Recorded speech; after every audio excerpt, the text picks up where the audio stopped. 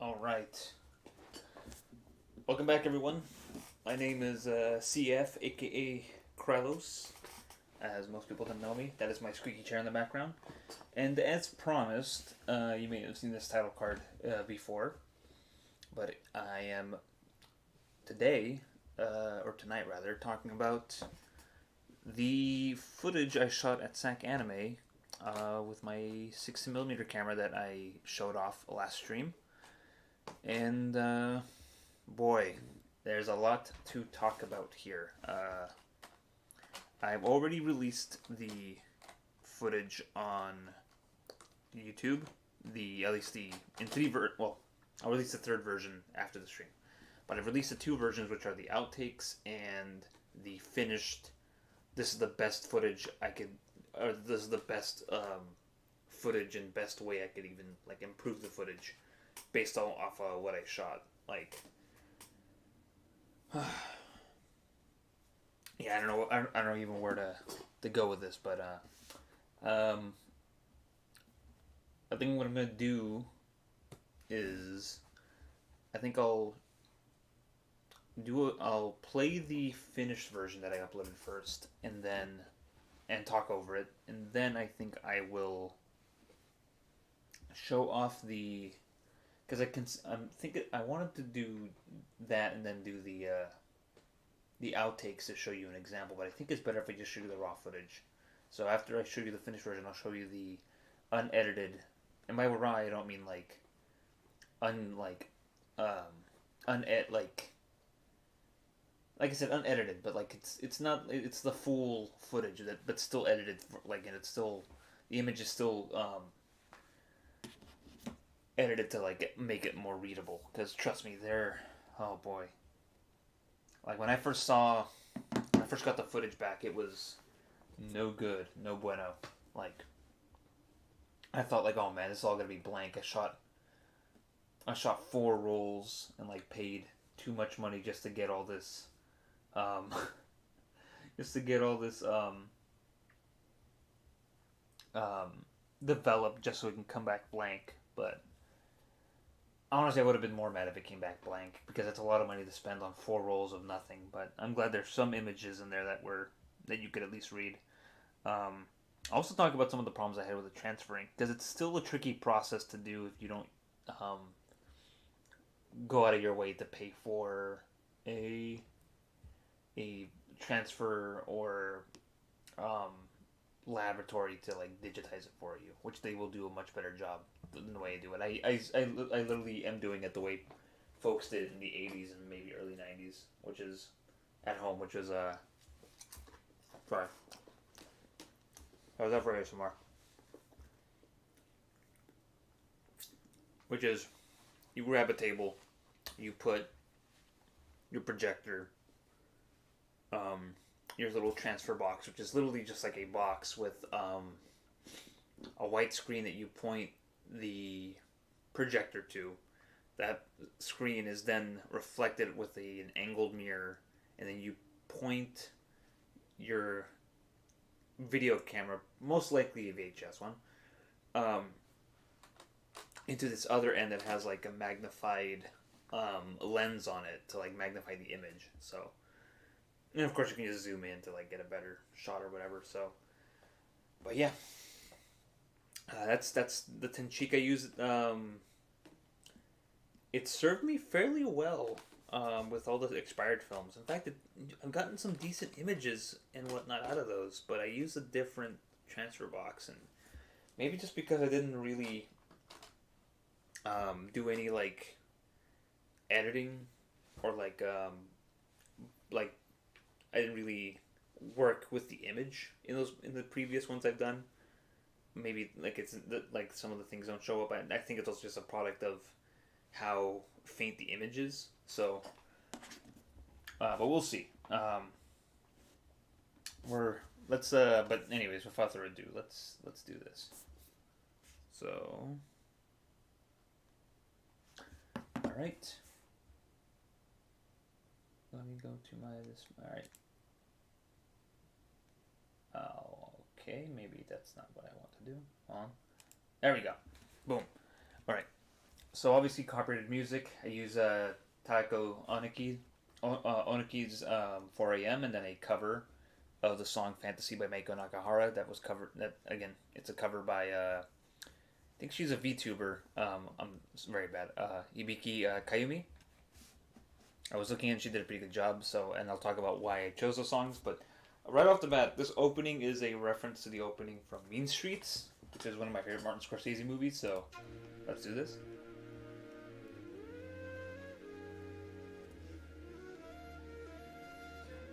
So that's me.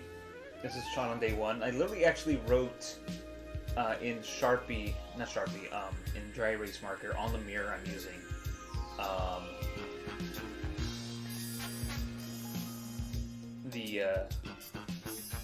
Yeah, I literally like wrote it on the mirror, but you can't see it. And like, okay, the contrast here. Here's the thing. So this was shot in color, and you can see up here the that it's like a little whiter and brighter than this, which I think is a sign of the fact that like the color chemicals in here were still sort of retained. I'm actually just kind of shocked that the color chemicals completely faded from this, and like all that was left is like a black and white image. Like I said, I don't know if it's maybe I want to say because I overexpose, like it is so bright, even though like because okay, when I measured the light with my light meter, it said there was barely enough. I had to have it all the way open. But now that I look at it, I can see, aside from the sharpness not being there because of both the combination of the VHS transfer and the image itself, you can kind of sort of like it'll be sharp in some areas. Anyways, it looks like a lot of noise, honestly.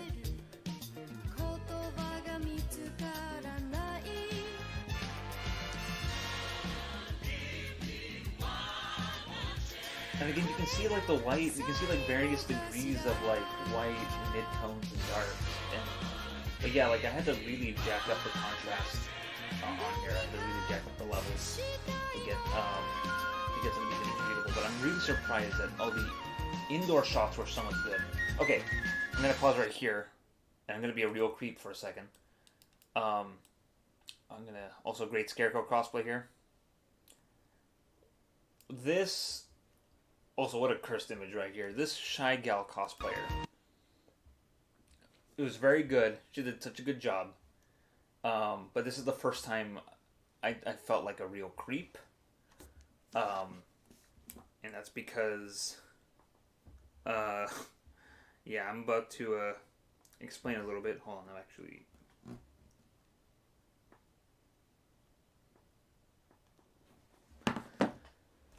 So...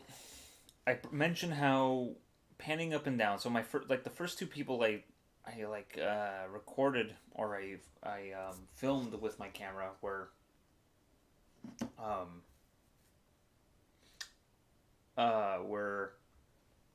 two male cosplayers. The first guy is a guy in a Mountain Dew night costume. So this is a Mountain Dew night here. I forgot to mention. This is Scarecrow. Obviously, there's a Loki back there walking. And then I'm inside the vendor hall next. And again, this looks pretty decent, but also because I think it looks a little dark in some places, I think like the chemicals are so bad, had degraded so much, and then when you process it E6, I think it like does this to the image. I would have to get another roll of film of this style or this make, this manufacturer, this type. Sorry, I have to get another VNF type film and have it sent out to get transferred like this, because I feel like this is a product of the film itself and its chemicals, and not so much maybe not so much my filmmaking techniques, because also you can see how it's bright on this side. I don't know if that's a light leak or maybe that's again the chemical problem. But anyways, so here's the thing. I pan down and this nice young gal is Shy Gal in like the true look of that outfit. She's got like her knee highs on, and this is where I felt like a creep. Was like, oh god, I just panned down to look at this girl's knees. I felt so bad. But yeah, so this looks kind of good. This sort of readable. And of course, there's this cosplayer in goth IHOP regale. They wanted me to. Okay, by the way, they turned around their own because I think they had goth IHOP written on their shorts. So too bad it wasn't readable, but also the editing wise. Oh, cool! Another bot. Nice. Also, that was very lucky. That was a fluke that the goth IHOP cosplayer flipped their head back or like whipped their head back during the part of the song where it goes woo. So.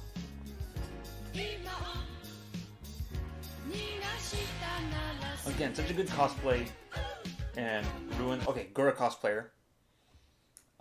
Somewhat readable.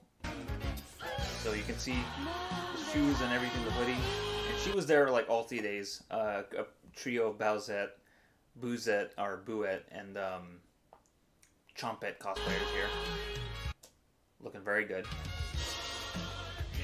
So that's Super Gel cosplayer, obviously. I think the person next to him, is the one scene. I don't know. There was a whole trio of top-headed cosplayers. So. I'm gonna try not to pause as much unless it's something like that. But anyways, outside footage was the stuff that I was confident about. I felt like everything outside is gonna look good because it's like I have all the light and I can actually like adjust it so I have to close it up more. Turns out I probably should have closed it up even more because I rated this at, like I said, at 25, and it probably would have been fine at like 50. Because look how bright this is. This should not be that bright. But also, again, it sounds like a coat, but again, the chemicals are degraded. So I think I think the emotion is so degraded. Why is film expensive? Because it's special made. Whoa, Cross is live epic. And I'm talking about the 16mm stuff I shot. Okay, another Bluette cosplayer.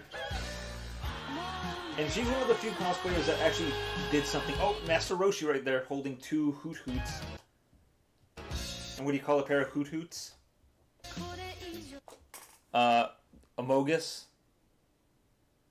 It was a bit bright, yeah. No, it was a bit bright. It was very bright. You can kind of see this. Yeah, there's Master Roshi, last known photo, holding these two Hoot Hoots here. So this line here, by the way, is and this brightness right here is a result of the flicker from the film, or from the projector. So when I point the actual program, I think. So when I point the camera at the box, what caused the brightness? Overexposure. So when you expose film, you have to make sure that like the amount of light hitting it is enough to either that it won't be too dark or too bright. And because it was old film, I needed to compensate for its loss of light sensitivity. Turns out it's still pretty sensitive, so I probably should have shot this a little darker. Who knows if maybe even shooting it darker would have done anything, consider with the way the chemicals reacted with the development. So, but like I said, that flicker you see, that slight light pulsing, is because I turned the speed of the projector. I was adjusting the speed, and I didn't get it perfect until maybe later, which is unfortunate because when you're shooting these things, you kind of notice it a little bit, but then you kind of don't trust your eyes. So there's a lot to be had there. And to answer your questions, Rumo, film is expensive because only movies really use them, and it's cheaper to make videotape. I don't know why. It's the chemicals, it's the materials, that's why it's expensive. So that's why. But I like to buy my stuff cheap because I look for people on eBay who are selling it cheap and maybe like a few years, or maybe like a few years from when they were first produced. I think black and white film is maybe the one that like. Um, so that's an Amogus cosplayer. Actually, sexy Amogus, as you can see by the bottom half of her outfit. She was dressed up like that the whole time. Some Star Trek cosplayers here. Is there a way to fix it digitally, chemically, or digitally? No. Yeah, I'll show you guys the original footage in a second. See, this is really good right here. I think this is Steven Universe cosplayer because like this star looks like the same star from. Again, this looks good. Tuxedo Mask, my man. This guy again. I love the cosplayers he actually did. Actually moved around and like did stuff. This guy made a TF2 cow mangler for out of like cardboard and everything. It was amazing. I had to take this guy. I had to look at it. But anyway, so you can see that half this image is a little like bright here. Like right here it's like all bright and right here is dark. I am wondering if this is a light leak or if this is a product of the chemicals. So I'm actually getting some, I guess recently, speaking of film being expensive, I actually did go on eBay and did manage to find myself another, like some older films, but not super old. I think they're pretty recent still. Some older films, some black and white ones, and they're negative, so I can process it at home. But I'm going to shoot it on that camera again and find out if it's a light leak or a chemical problem. So, dumb question: is there a way you can develop your own film reels? Yes, there is. I'm glad you asked, Danjin. Probably a dumb question, but does film expire? Like, is it usable, but it's quality? Yes, this is exactly what I'm talking about, Rumo. All right, question. All right, first question, or first, or constructing together. Okay, so to answer Danjin's question, you take your roll of film, and they usually come in like 100 or 400 foot rolls. 100 foot rolls are usually on daylight spools, so they're these black metal spools that protect it from light, but you still should load it in subdued light or best case scenario in a changing bag. Now, you can develop it if you have your own hand-developed tank. There are people who do it the punk way, which is with a bucket and then the chemicals, and then you just dip those bad boys in the chemicals and then, like, you know, dump out the chemicals back into their normal storage containers, because you cannot dump the stuff into the sink. Black and white chemicals you can. In fact, you can even reuse them a few more times, but it'll degrade a little bit. Color chemicals you can't dump. You actually have to get rid of them at like through your local waste management and stuff. Same thing with the fixer, which is what essentially is the last final step in making your image come out clear and also stabilizing it. So you can do it at home. I used to do it the bucket way. I even have like a way to do it with like regular photochemicals, but I have like a developing tank that is very unpopular because people don't like how movement intensive it is. I'll show you guys a picture of this later after I'm done with the thing. What are the color chemicals made out of? I don't know what the color chemicals are made of, but there are two kinds. There's E6, which is reversal, which is something you use slide films for, and then which is positive, or what you would call positive image, and then there's negative, which is doing it way more expensive. No, actually, if you do it at home, it's probably cheaper. But you have to have it's cheaper. It's more expensive in the beginning because you have to buy all of the materials. Like, if you want to do it the way that you get clean images out of it, then you should probably do it with Fred cosplayer from Scooby Doo, and he whipped up some Scooby snacks, by the way. It's expensive the first time around because you have to buy all the materials and tools for developing it at home. So it's probably even cheaper to just mail it out to get it developed by a lab. That will probably do it. It's not that expensive. And then to answer your question about film, it does expire because the photochemicals, and this is a good example of it, does age. Okay, here's a chompette and a Bowsette cosplayers. You cannot see them. You can see some legs there. My Hero Academia. I forgot who these girls were, but they were like, there was a lot of bunny girls who were cosplaying this year. So some Artist Alley stuff here, some of the vendor hall that looks decent. Oh, here these dudes were really cool. I think they were maybe like the first guys who were just like, whoa, that's an old camera. What kind of camera you got there, son? But these guys are HoloLive guys. Terumo, I want you to be jealous because this guy's tripped out in the Koko Kiryu drip. He's got the Kiryu Kai hoodie. The way this is developed, is this the stuff I see where they dip it in the liquid and they hang it in sort of darkroom? Yes. It's sort of like that. That's for photochemical. That's for photo development. Film development, you have to do it in total darkness because it's, I think, a wee bit more sensitive.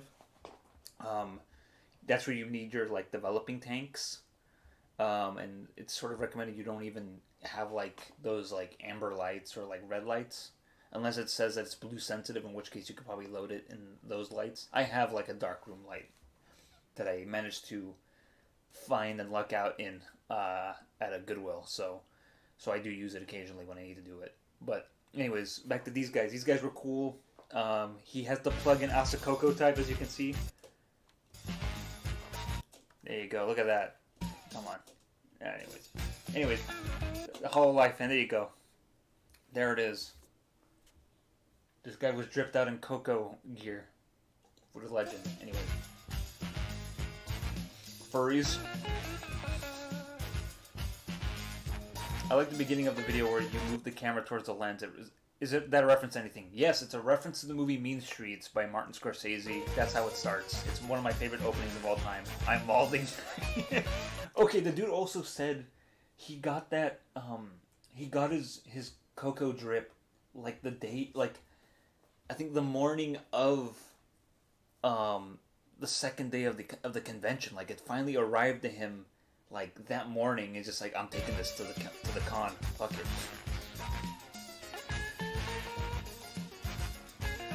I think these were One Piece. Oh, here's some South Park cosplayers. That young lady's dressed up as the Coon, and she's with whatever Butters. Oh, and this, of course, I don't know if he's watching. Hopefully he is. But this cosplayer, he asked me when he would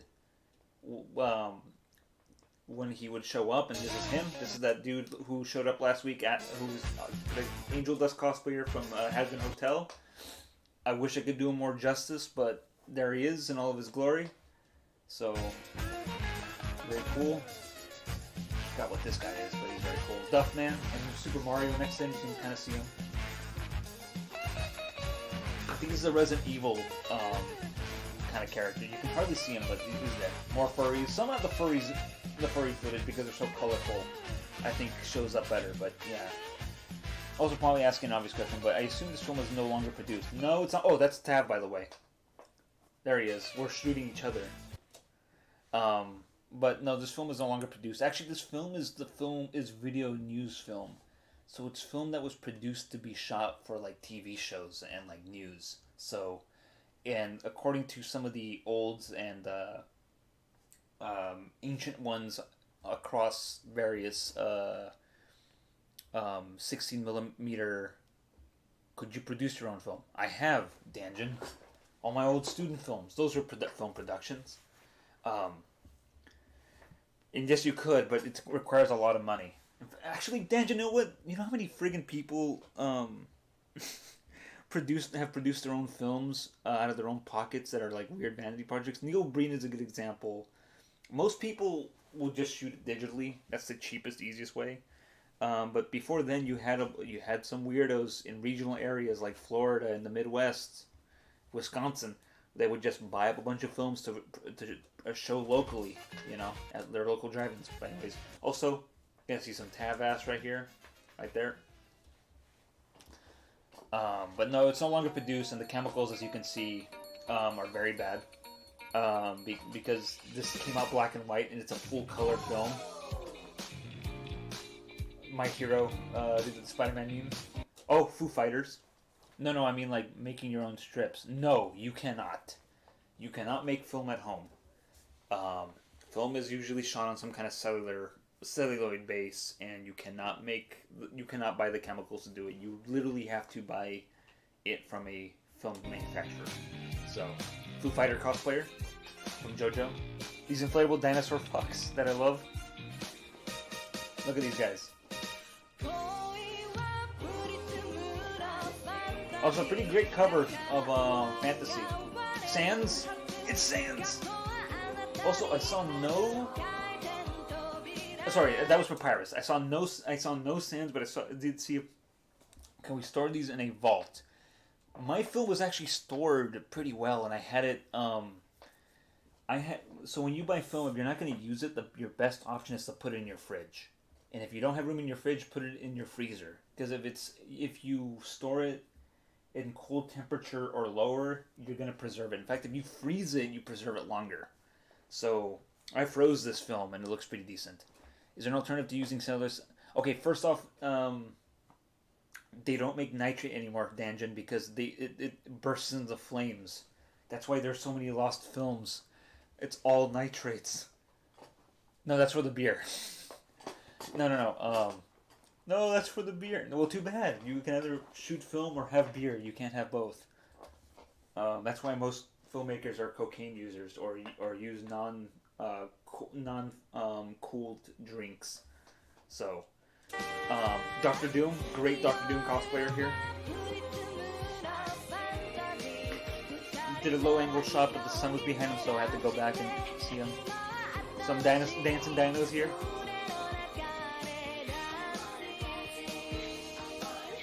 See, this looks okay, but again, it's the chemicals. Android, I think 19, 20. That feel when nitrate Krallos films to lose in a fire. Here's the thing: they don't make nitrate anymore. They haven't since like the 40s for good reason. Oh, Hot Cheeto Samurai, Bob Ross Deadpool.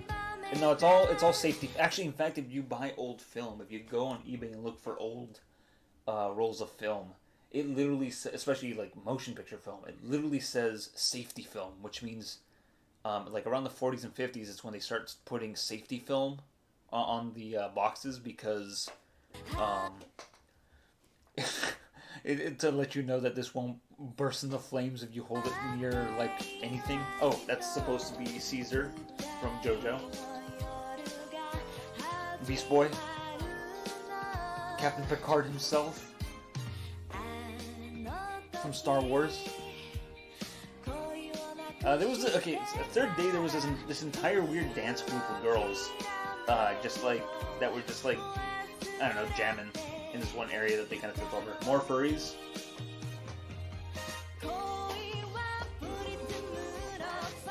Okay, there's this monument. There's these statues, right next to the convention center, on this little kind of like street island or whatever, traffic island, and they're meant to look like these crumbled ancient ruins, and on the bottom of the base of it, it says, "What have we wrought?"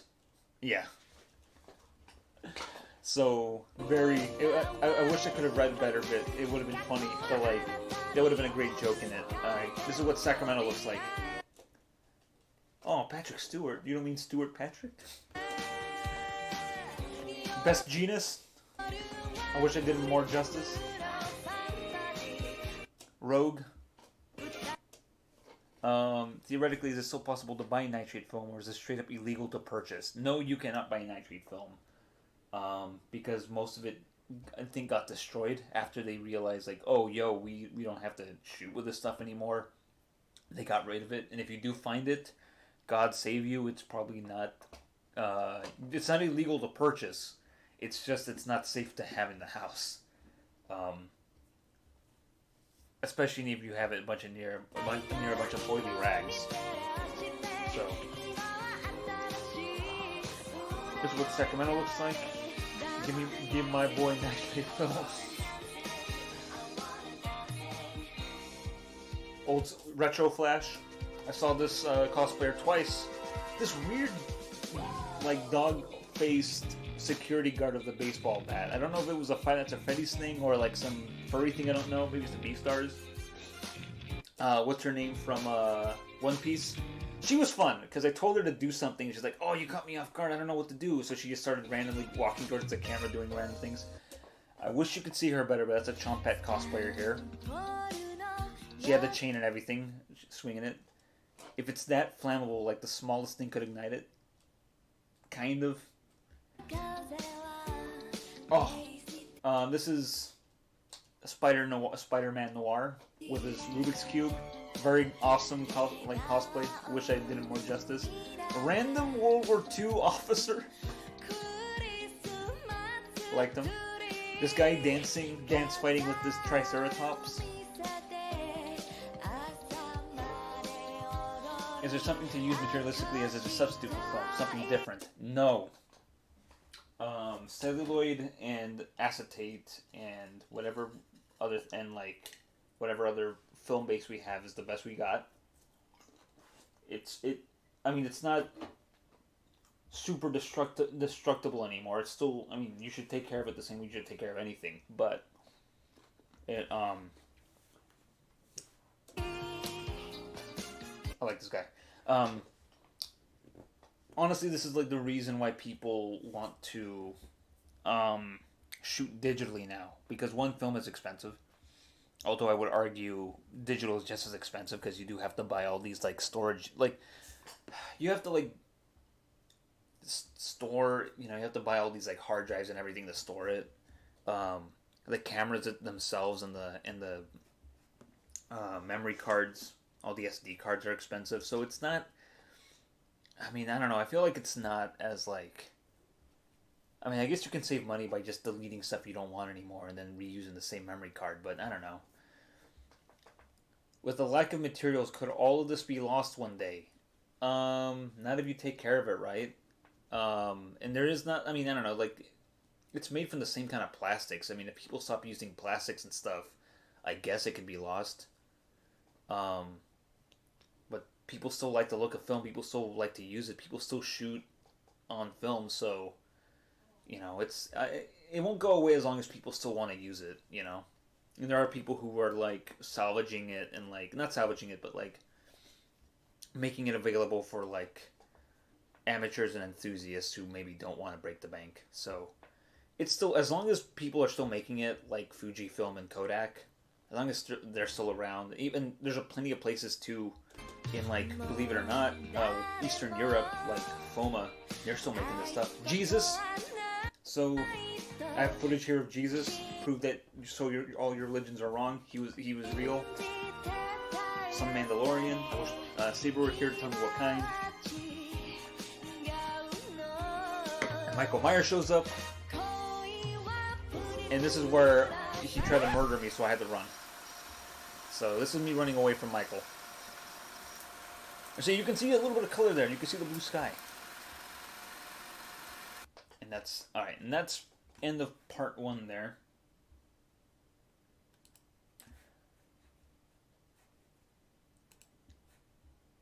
So that's what the footage looks like in its edited form. Now I'm gonna show you what this looks like without any editing at all. As in, it's still, you're gonna see all the footage that did not make it into, as well as the footage that did. So, where are you? Alright, so obviously right here, this is my kitchen, and this is me, obviously. There I am on camera. Again, when I projected this, you could see it pretty clearly. It looked pretty, like, solid. But I think the extra layer of, like, the VHS and the faintness of the image, and also, like, digitizing it, and, like, also having to jack up the contrast and stuff. Like, right here, like, that looks fine. In some parts. And like I said, I think that, like, bright side, that part, this like half here, that's like, or this like third here, that's all like bright. It's either a light leak or like or an emotion problem. I'm thinking it's an emotion problem, honestly. Yeah, so Yeah, this is all stuff that I cut out because it was so unusable. Obviously, that made it in. I wish you could see this bright green monster. Actually, you will see him on Tav's video, Scarecrow.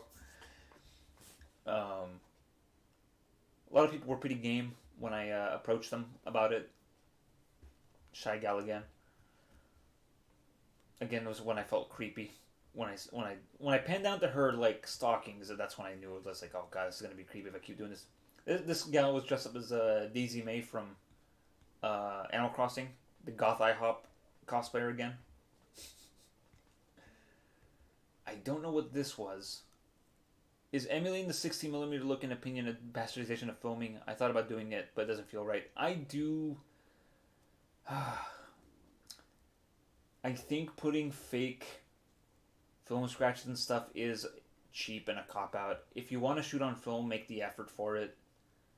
Because you can tell it always looks fake. If it's like a meme, if it's like you're doing it for a joke, like one little like, this is clearly like fake, that's not a problem. But if you're gonna make your whole film look like 16mm, just shoot it on 16.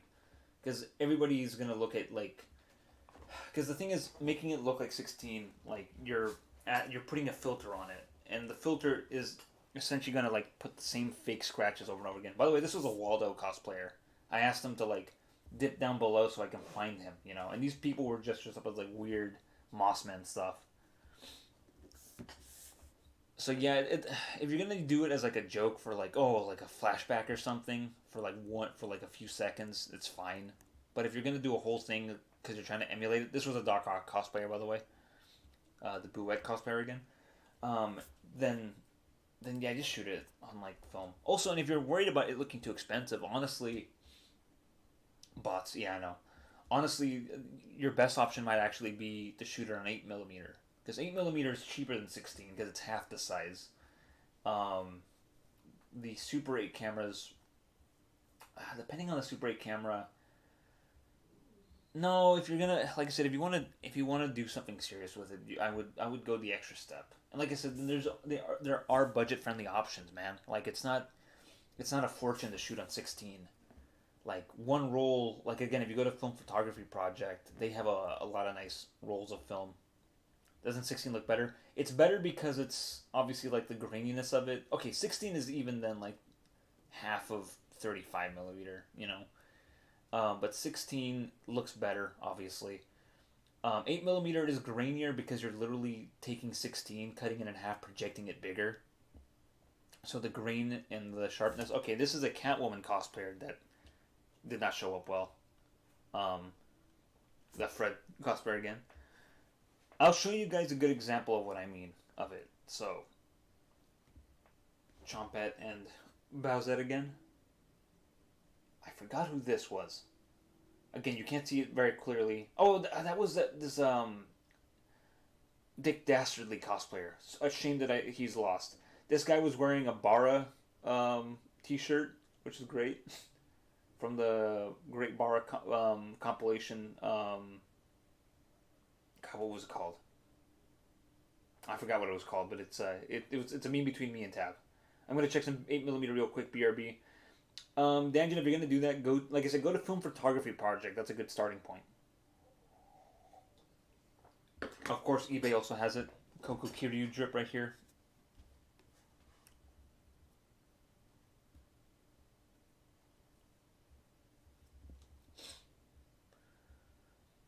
I forgot what she was dressed up as. That furry again.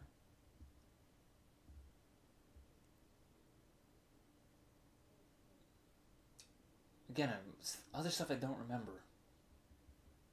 I mean, I do remember. I would remember it if I could clearly see it. So, again, that pulsing you see there is just a horrible sign of the projector being not great. Truma should come as Dan Backslide. Yeah, Angel Dust again. So Saber, you've tuned in for the part where I'm actually showing the raw footage, or not the raw footage, but like the boosted level footage. Now this, I recognize what this girl was dressed up. She was actually. So hold on a sec. I'll go back.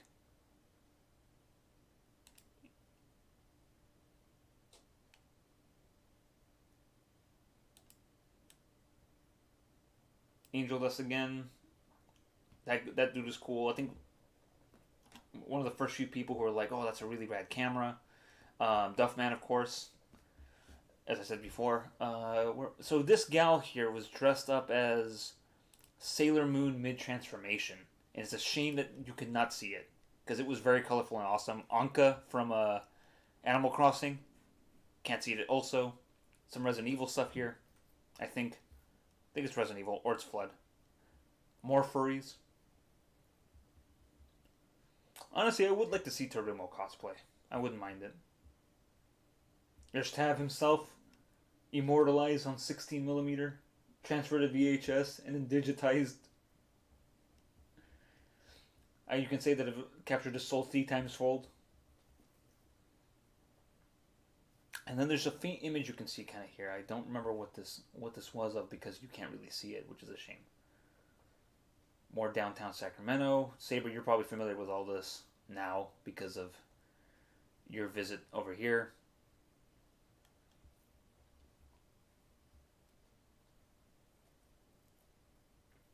All these Zuko cosplayers pointing at each other just like, hey, Foo Fighters again. I'm back.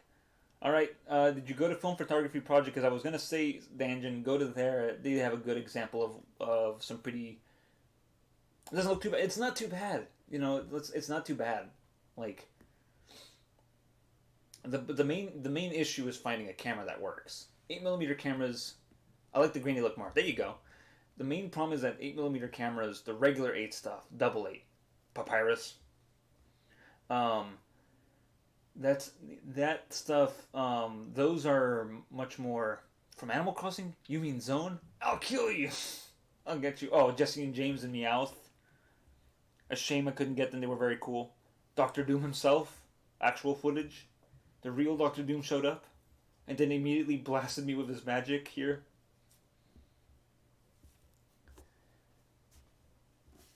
If Saber can only watch in 140, I can't imagine what he's seeing right now. No. Saber can't see shit. Everyone's favorite android from Dragon Ball.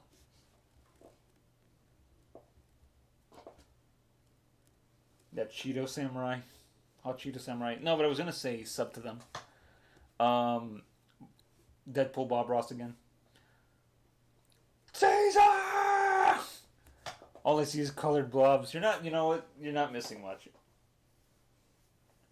Dr. Wily, unfortunately, he did not show up well. And there's William Shatner from Star Wars. That dance troupe again. A random dance squad. And they were being recorded, but I'm still tuning in to give my support. Thank you, Saber. I'm glad you can't see these furries who have now been immortalized to 16mm. The What Have We Wrought statue monument. More of downtown Sac. No, but I was telling Danjin, so if he's interested in like 16mm or 8mm shooting on film, best genus, like 8mm cameras, like double 8 or regular 8 ones. They're the same thing. Just don't look for double Super 8. It's very rare and hard to find. Well, that's what rare means. But regular 8 cameras are mostly clockwork or spring wound, so they're pretty easy to. They still work forever, kind of. Battle Block, one of those Castle Crasher Knights, old school flash. Can't. Oh, this gal was in this really cool jumpsuit. This weird dogman with a baseball bat tried to take me out. I told him to take a swing at the bat, a swing at me, but he was too nice. William Shatner from Star Potter Galactica? Yes. Okay, this guy right here, the bunny girls that were congregating on the last day. So the clockwork camera stuff is really easy to like. Will pretty much stay like working, but the Super 8 stuff, because it's battery powered, you have to watch out to see if like the stuff inside works and if the battery terminals are in good condition or not. You can usually get it to work, but if if you want, you can usually search like your local Goodwills. Oh, these girls were so good. These girls here, you can barely see them, but these girls maybe turned in like the best performance out of all the cosplayers who let me film them. They did like full like they did the full like cute girl like almost like pinup style like posing, and a goddamn shame they did not that the chemicals in the development and also my own overexposure betrayed them. I forget this character from One Piece, but I know who she is. But anyways, she was cool too. Bowsette in silhouette. You can see the Bowsette tails right there. The cool little Bowser thing. This guy was Ryoga from Ranma, and it's a shame that he didn't show up well. I don't even know what this is. I forgot what that was. The Chompette cosplayer again. And she swung her chain too. It was looking really good. The chain around her neck. But anyways, Spider Noir. After this is done, I'll show you what the actual like unedited what I was working with, what I had to like essentially like boost, like jack up the contrast up for like even more. Like it was ridiculous. Is there a way to avoid that overexposure in the future? Yes. It is called accurately exposing your film right, Danjin. For me, if you're shooting with newer film, it's not a problem. If you have a light meter, which by the way, 60mm cameras. Oh yeah, footage Jesus again. Some Mandalorians right here. Michael Myers. This is the part where he where it turns into a found footage movie and I run away. But anyways, so all right, so that's that. To answer your question, Danjin, to avoid this in the future, what I have to do is, if you have newer film, like fresh film, or even film within like the last decade or two, you can still, as long as you have your light meter and you set the correct exposure and the correct frame rate, the shape, yes, you will be fine. As long as you read the light and you have it set to the correct settings, it will always be right.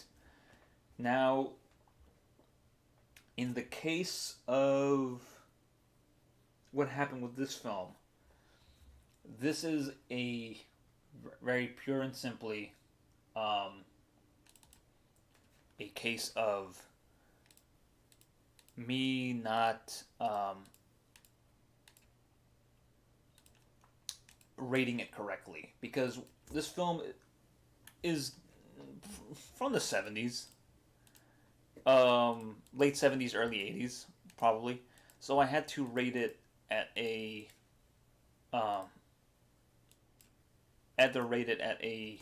much higher, or at a much lower sensitivity. Otherwise, it wouldn't turn up. So because when it first showed up, it was 400 ISO or ASA. So, which means it's really sensitive to light, which means it's perfect for shooting indoors and stuff. Again, perfect for these video news things, for TV.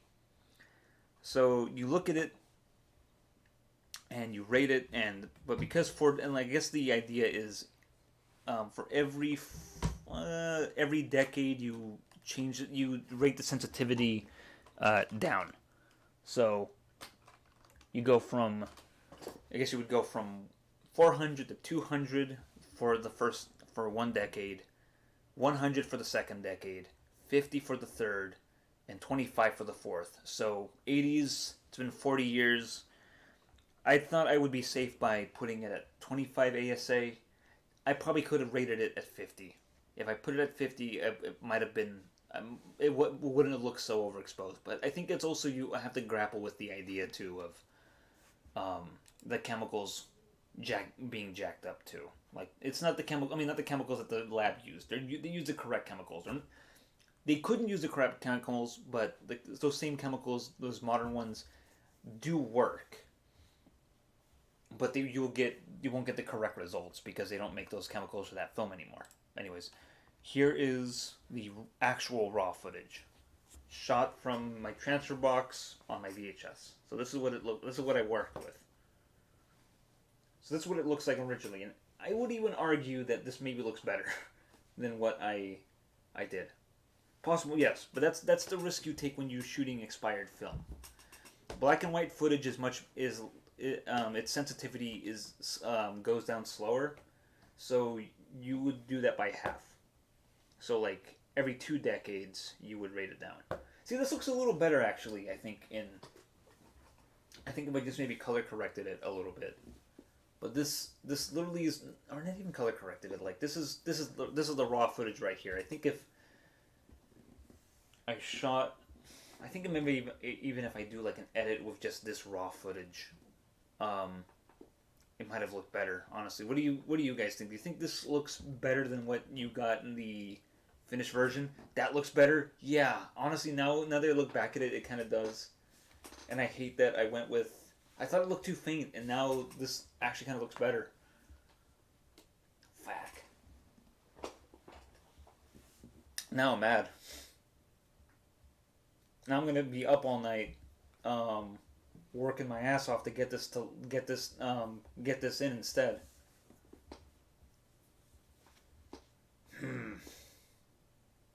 Son of a bitch.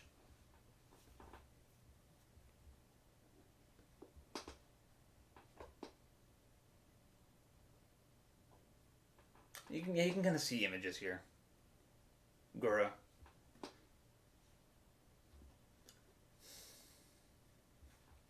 But I bet you it looks horrible to Saber though. If he's watching this in 144p, that does look better. Damn it. At least you tested out with different results. Yeah. See, this makes me mad now that I've rewatched it with fresh eyes. Because for some reason in my head this looked worse. You know. But now that I'm looking at it with fresh eyes again, it's like this sucks. This looks much better. The original unedited like footage looks a little better. So I might actually have to go back and like do a recut of this. God damn it.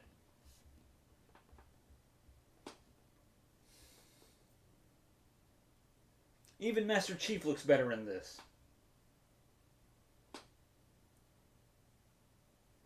Dr. Octopus looks a little bit more noticeable. Booze. Damn it. Why did you say that, Danjin? I'll kill you. I'll get you. Master Roshi looks a little better here. This Amogus girl looks a little better here.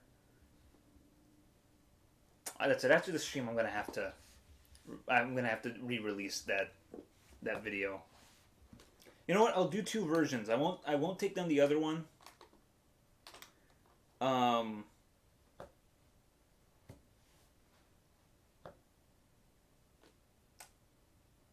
Yeah, I won't take down the other one. Oh, that was a projector problem. I won't take down the other one, but I'll leave this one up for comparison to show that how different, like when you try to overcorrect something versus what you got. So still, I'm still mad. But here's the thing: I'm still mad that this didn't come out as well. But again, you kind of live and learn. You know, Sonic the Hedgehog said it best. You know, you live and learn. You know, you roll around at the speed of sound. Got places to go. Got to follow my rainbow. You know, open up your heart. This Catwoman cosplayer still doesn't show up well. I think some of it, like, it looks, I think the brighter lit stuff looks pretty good, or the stuff that looks pretty well exposed looks pretty decent, but a lot of it's still faint. So I don't know. There's still a part of me that's just like, I think I hate the look of some of it, but then also this actually looks pretty decent.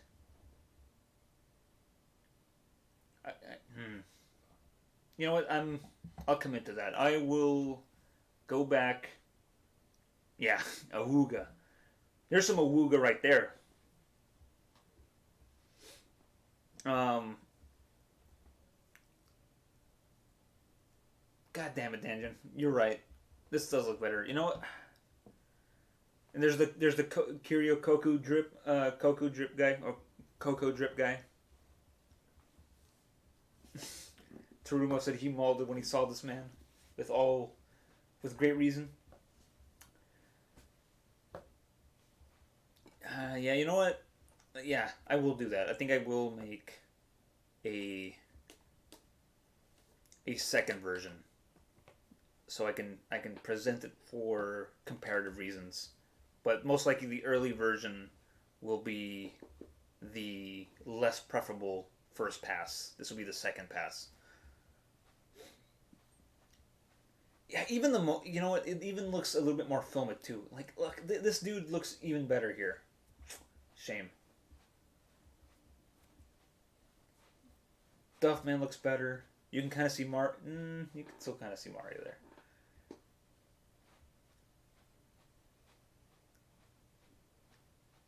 Anka from that Zone video is there. This Resident Evil guy is there. That was a great cosplay. It's a shame that didn't show up well. All them furries are here, and their criminal friends. Tav looks better here. Where's his Awuga, guys? Here's some Tav ass right there.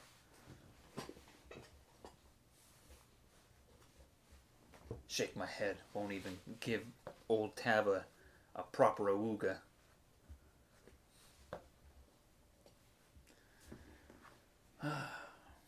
Well, you know, at the very least, though, releasing a non-corrected footage version, I think will give me something to do tonight. So I can't be too mad. Well, I can't be too mad. Period. He's his own man.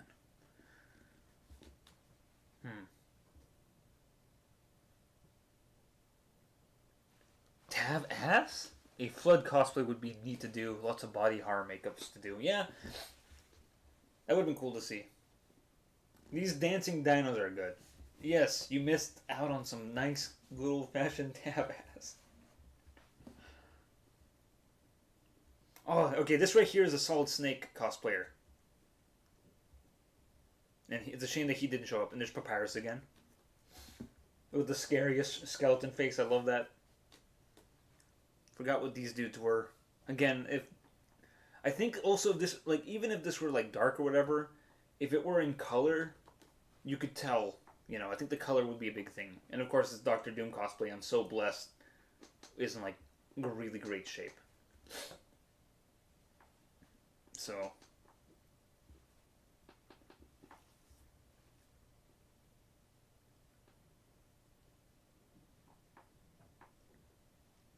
some above everybody's favorite android again, making the same jokes.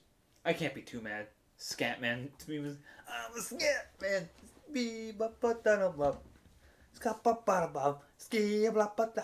Anyways, Hot Cheeto Samurai again. He got into a kerfuffle with he got into a battle with Mountain Dew Knight.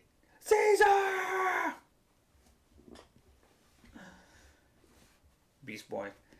Yeah, anyways, man, this Wily cosplayer did such a good job too. Hey, it's him. It's bald guy from Starman. I should have gone up and asked. So these dancers were also like being recorded by some dude with a DSLR camera, and I should have gone up and asked him like, so, oh, what are you doing? What's this for? What can I watch this? So, I really thought like if I could boost the contrast a little bit, boost the levels, I might have gotten something, but. Yeah, this does look. I think as Danjin says, like, I mean, this is what it looks like projected too. So it's not. I mean, okay, it actually looks a little better projected. If I sent this to one to get transferred at a lab, it would look better than what I did here with my VHS. But the thing is,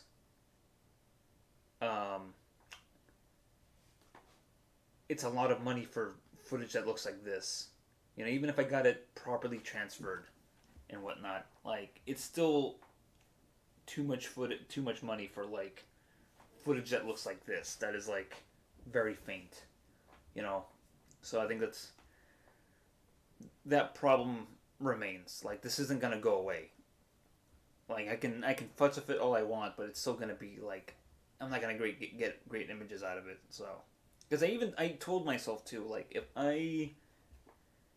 if this footage, I'll do a VHS transfer, but if this looks good, I will definitely transfer. I will definitely invest in doing a proper transfer. But because none of this looks great, I don't want to invest in footage and like getting this transferred properly. I would rather um, try again next time. Actually, I was thinking next year most likely because I don't really see myself going to the one this summer. Next year most likely though. Oh, these girls again. Um, I will probably end up going to what's not going to, but I will most likely try to bring my Super 8 camera because now my Super 8 or my 8 millimeter cameras are actually I could actually do decent um, transfers because I have a transfer like here's the thing, Danjan, listen to this. 16 millimeter, you should send. There's no home 16 millimeter transfer devices. They exist, but they're all prosumer and they're in like the thousands. Um, Now, 8 millimeter transfer boxes are still expensive and the quality's not great, but it'll do in a pinch. Um, like it won't preserve the grain correctly, but it's passable. You know, until you want to send it to like a proper transfer house. But the home ones are decent. You can even get used ones, or even new ones for around like maybe $300. It's not bad. Like 300, maybe even lower if it's used. That's not bad. Again, Super 8 and 8 millimeter is very cheap to use, especially compared to 16. The cameras are easier to find. There's a whole like there's a whole bunch of them. I mean, hell, Danjan, if you want, I will literally send you your first 8 millimeter camera. I have two. I have a lot. Um, to give you an idea of how to get started. Like I have too many of them. I have to get rid of some of them. I'll send you one of them, and you can find out what it's like to use one of these bad boys. And again, they're 8 millimeter film, cheap, cheap to buy, cheap or relatively cheap to buy, cheap to develop, especially if you pay like okay, color reversal stuff is expensive, but to develop it is is $12 at the Waynes, and it looks good. So I want to show you an example of what good footage of what even bad footage looks like um, transferred on VHS if it's exposed correctly.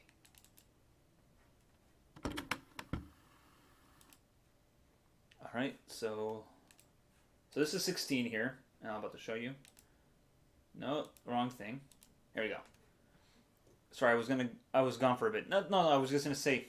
What did you say? I was gonna say like Danjan, if you want, I can send you baby's first super like 8 millimeter camera. Like I have a few of them that I kind of don't need anymore.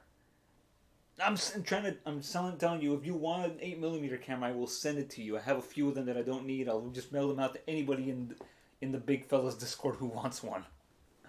Yeah, like I said, they're cheap. The transfer devices are pretty cheap. The Wolverine film to digital ones are pretty cheap. But here's an example of what how much I don't know. I don't need it. Give it to you for free if you want. Just pay for the postage. Um, but anyways, here's what 16 looks like, developed at home with better soup. This is actual black and white footage. Properly developed at home and transferred to VHS. Even this looks better. Deeply appreciated. I mean, just to give you a good taste of what baby's first, not baby's first. I shouldn't say it like that, but what a Super 8, what an 8 millimeter camera is like. So, but yeah, so this is shot on 16. This is with my Bell and Howell Filmo, and this is Tav reacting to hylophobia videos and seeing if it triggers him. I told him if you get triggered, raise your hand. So, but yeah, so this is what. So this is home. This is double X film, developed at home. In my own home tank. With Cafanol. So you said about making, yeah, it's him. To have FaceTime travel. This is my 1960s experiments on to see if kids. Actually, hold on. Let me play the audio.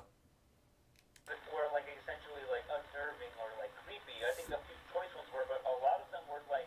I think even if the spider one, the one with the spider, I think that's from the Spider Temple. This is literally me trying to see if I could trigger Tav with scary forest videos. That music always like kind of puts me on edge. Right. But also like you're also talking about like some of them we just the kind of classic like. But yeah, so this is a good. So this is 16. This is This doesn't do anything for me. Let me shoot this It on. doesn't do anything for me, especially because my favorite part of Ocarina of Time, or one of my favorite. He's had enough. Stop giving it to him. No, he needs to watch more of these scary videos. I think he hasn't had enough. Right. So I like that. This is either plus X or Tri X. Music that plays over some what you would assume are unnerving images. I'm not sure. I think it's Tri X. I think I wrote it down. Yeah, I was gonna ask. I think there's enough gold here for another video. Like, which one do you think you could take on? Because I'm thinking, let's go Nightmare Place. The time is actually 4:20. I think that's fine. Okay. No, my real name. Whatever, you all know it's Kralos. Oh wow, I moved the R in front of the A. Big deal. Who cares? Don't care. Let's see. I think I know. Let's see. What did I shoot this on? Okay, fine. Don't tell me what I shot. Don't find past Kralos. Don't tell me what you. Don't tell me what you shot this on. But that's a good example of something that was filmed correctly. That was exposed and developed correctly. And Danjin, when you said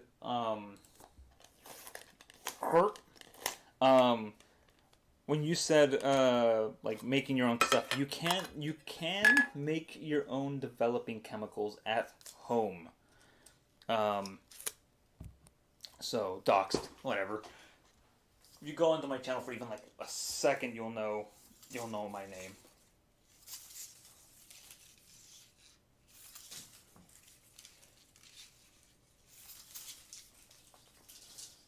Let's see.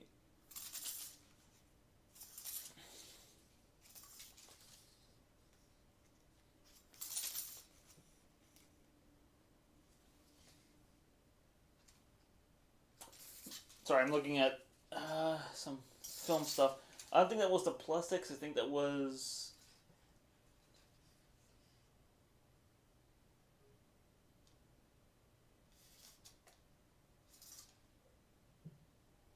I think that was 4X film, and that was definitely spaghetti. That wasn't spaghetti processed. Now, spaghetti processed for you guys at home is literally the act of putting your footage in a big bucket, Scooby-Doo moment, pulling off the mask of Kralos. Carlos? Yes. No, so spaghetti processing is literally taking your film, unspooling it inside of a bucket, in total darkness, mind you. Total darkness, preferably with a black or orange bucket, because of the light. And pretty much like swishing it around in the chemicals for as long as you need to agitate it. And what you get is a lot of stuff, like a lot of overlapping and janky looking um, exposure or development. So you'll have stuff overlapping and blocking it in certain parts. So it won't look great, but it'll look kind of cool. I don't know. Like if you want like clear, clean stuff, it's not the way to go. But it's the punk way to do it. So that means I shot that on 4x, and that is a good example of film that was made in like the 60s or 70s. I've been spaghettified. That has been developed in, and here's my secret, Danjan. Ow. My secret is BRB in a minute. Okay, fine. My secret is there is a chemical that you can make at home that you can use to develop your black and white film, and that is cathanol. And cathanol is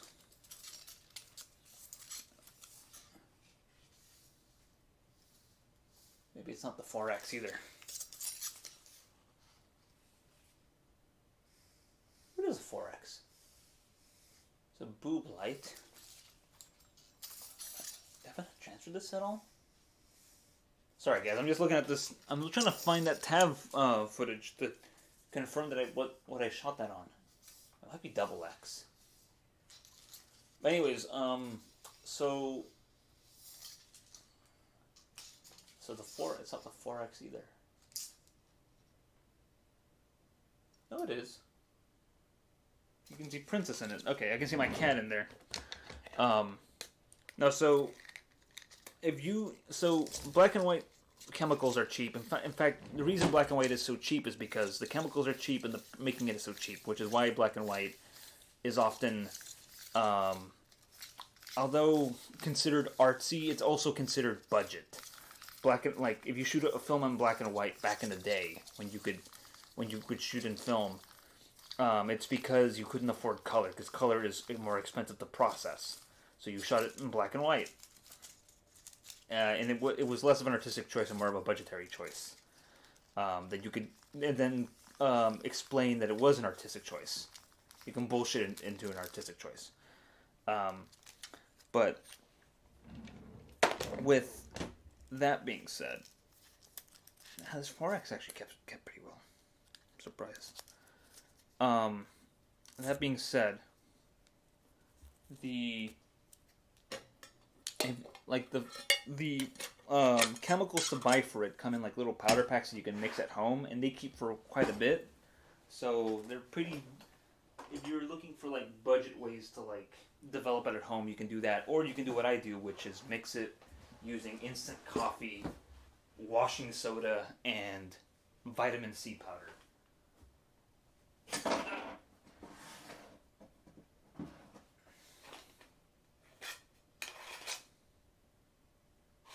Windows.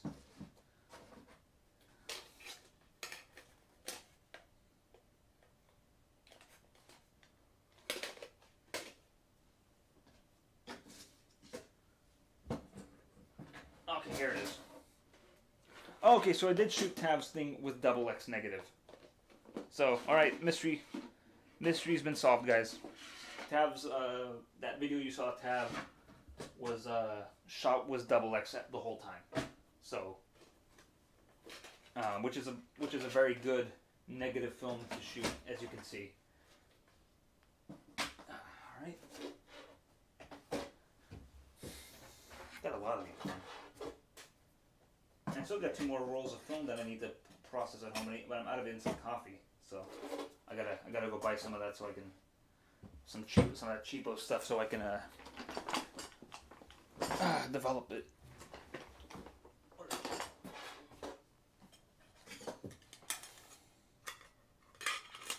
But yeah, so just funny because I think I am getting some 2 rolls of plus X negative in the mail soon. I bought some today off of eBay. I won it in an auction. Some dope decided he can outsmart me, but I outbidded him. So now I am the master. So, but yeah, so there are cheap ways to do it at home if anyone is interested. Let me see if I can find another good example of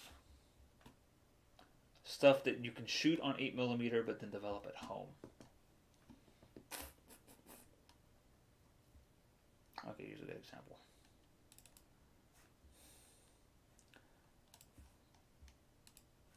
Let's see. So, all right. Also, Saber, if you're still around here, um, surely you heard it, but I was telling Saber, um, no, I was telling Danjan. I'm talking to you, Saber, um, about getting about sending him some cameras I don't need anymore. I was saying like, look, if anybody in the Big Fella server wants to get started on their filmmaking career, I will literally send you any of the extra cameras I have. Most of them work.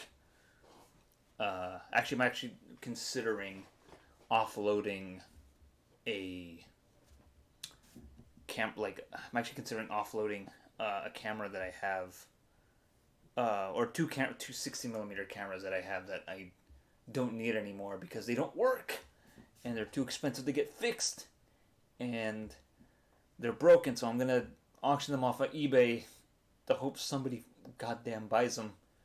And takes them off my hand because they're just taking up space. And yeah, unfortunately, like Bolex, for as much as I've mentioned, sorry, for as much as I mentioned that the Bolex is kind of the meta for is like the S tier and prosumer grade 16mm cameras. There you go.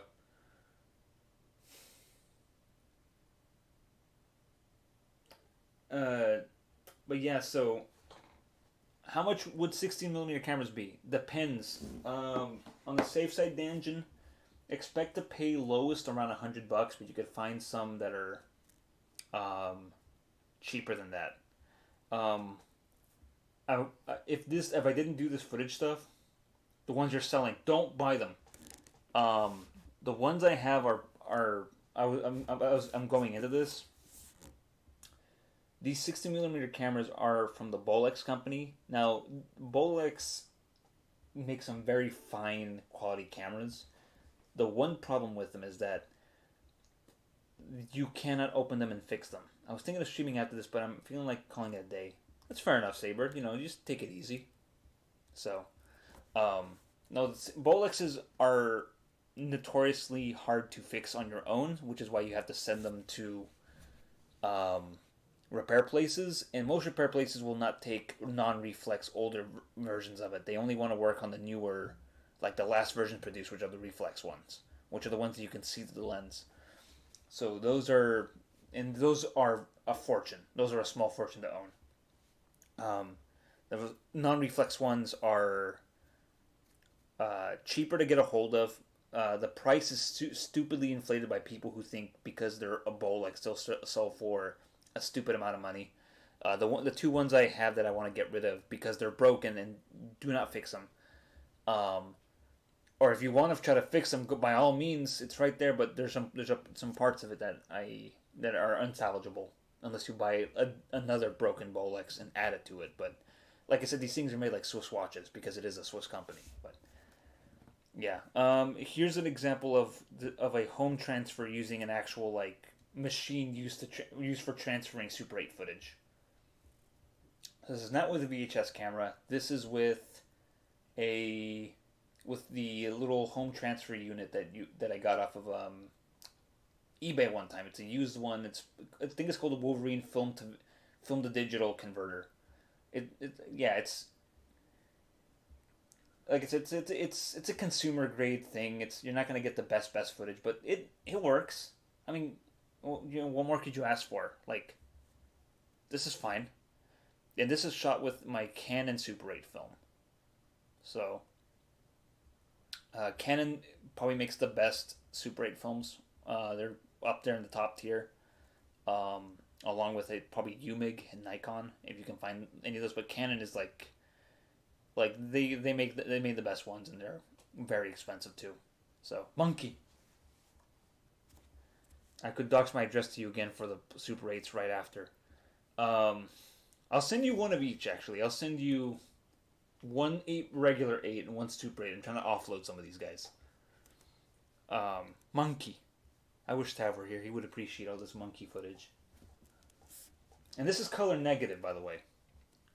Your treasure, Lord Kralos.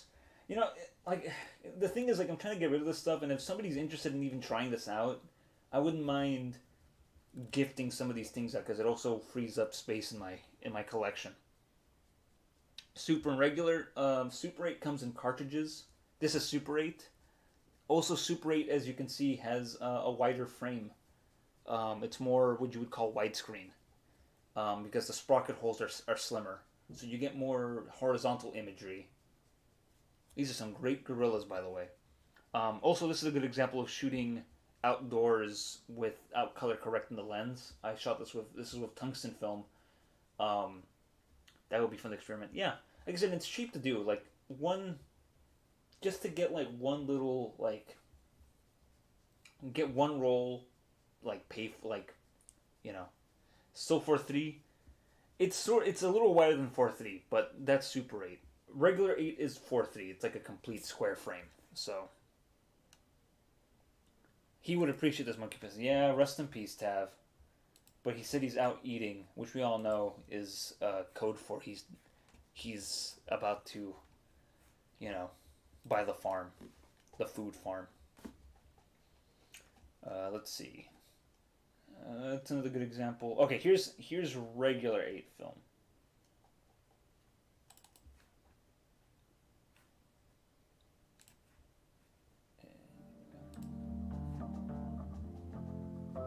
And this okay, and I forgive me if this feels a little cringe, but this is a tribute video for my for my first deceased cat.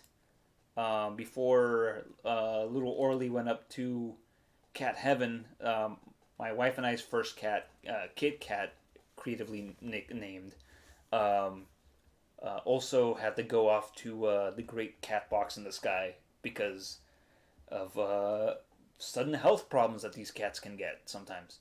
So I don't know. I was feeling kind of down. I had this roll of double 8mm. I sent it off to get processed. When I got it back, I digitized it, and this is the results of it. This is with shooting with a Japanese camera too, by the way. This is Saber should recognize this is my old apartment. Cat, yeah. These are all the places that this boy used to love going. Outside, eating cat grass. He was a fiend for that stuff. There he is right there. Pictures of him with me and my wife. All the pictures of this large lad. He's built like Jabba the Hutt. The weird ram illustration that he worshipped.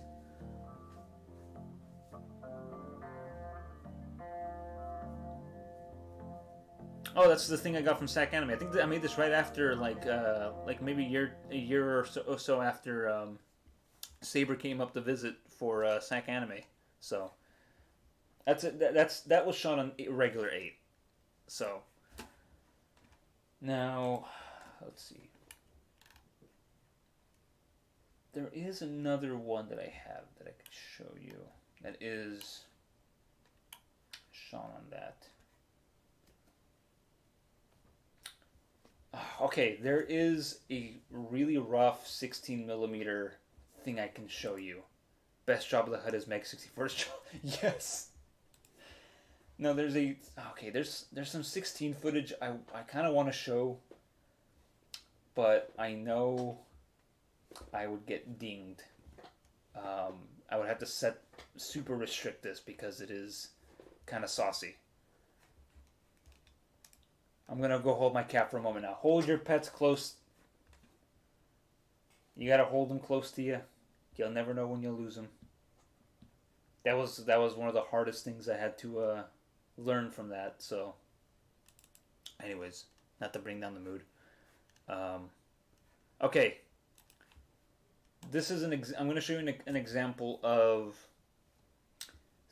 a 16 millimeter film made from expired film that I developed in what would be considered the correct chemicals. But this is how it came out. So flicker warning, heads up. Perfect way to down the cat. Yeah, my wife likes that video a lot. By the way, she thought it was very appropriate. And that song in the background, I used to, as a joke, as a way to annoy him, I used to sing Fleetwood Mac's "Dreams" to him, and that's the song. I found an instrumental of it in the on YouTube that I used for it. So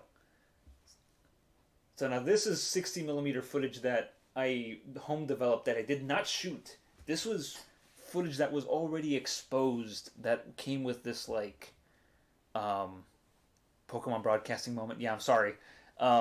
This is 16 millimeter footage that like this. There's this one roll that was that came pre-exposed, and I thought like I want to know what's behind it. And actually, the camera I bought for Sacanime this year came with a roll like this too. So I have to develop that roll at home as well. No, but what you didn't hear, Danjin, was you can develop black and white film at home the best because the chemicals are easier on the environment. They're cheaper too. You can either get Dectol or D96. But what I use, which some people would kind of say is more for experimental purposes, but I think are as good. What do I hear, Lavender Town? Do do do do. Anyways, no. What you could do at home. This is a homebrew DIY black and white developer mixture, and it's called Caffeinol, and it is a combination of instant coffee, washing soda, not baking soda, washing soda. It's like a detergent additive. You can find it at grocery stores or wherever, and vitamin C powder mixed in with water, preferably hot water. Yes, you can make it at home, and then after you're done developing it, you can pour it down the drain because it's all natural. You do still need to buy fixer. Fix is the only thing that you need that you cannot pour down after you're done using your fix, and you see that it's not stabilizing the film image anymore. You have to go to your local waste dump, like local dump or whatever, and hand it over to them because it's not good. It's not you can't dump it into the down the drain like certain developers. Like black and white developers are fine in the sewer, but you can't do that with color. But yeah, this is a good example of like how unstable chemicals can be on a color film. So, yeesh, right? Let me asking what's wrong with pouring it down the drain. It's not good for the environment, and you can oh, you can get if you can get in trouble with your county. So unless you go to a photo lab nearby that can dispose of it your own way, you have to go to your town. You have to go to like your like town recycling or local waste management for them to take care of it. I know my county has like a place where you can drop off certain days. You just go up and like, here's photochemicals. Do it with it as you will. I'm gonna become the villain of the filming community. Oh, whatever. Whatever, if you want to dump it in the drain, that's fine. Okay. Let's see. I think there's another good example of older film that I shot on. Well, actually, you know what? A good example of Super 8 Danjin is Goner, that college movie I shot. The one that my taxi driver mock up. So, yeah, that's another good example. What the heck are you? Trying to find this video or this film I shot using very old film. It was not very old. It was maybe about like a decade or so old, maybe less than that. No, yeah, it's probably maybe like 5 years old. But it came out all nice.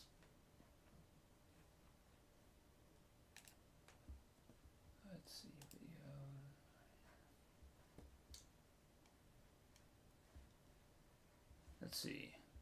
Oh, another bot. Nice. Make sure you click on that. No, don't click on that.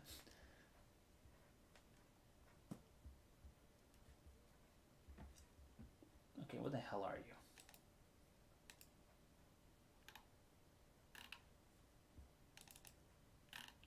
There we go. I found it.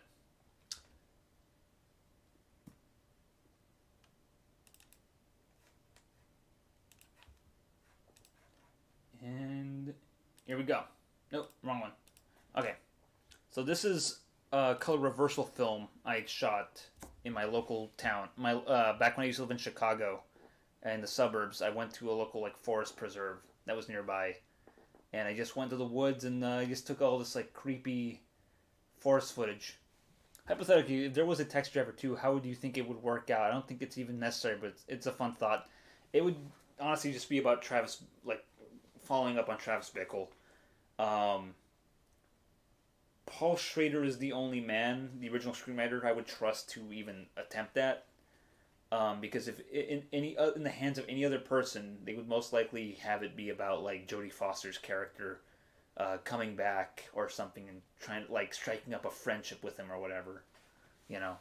So it'd probably just mostly be like a follow up to see where he is as an old man, you know.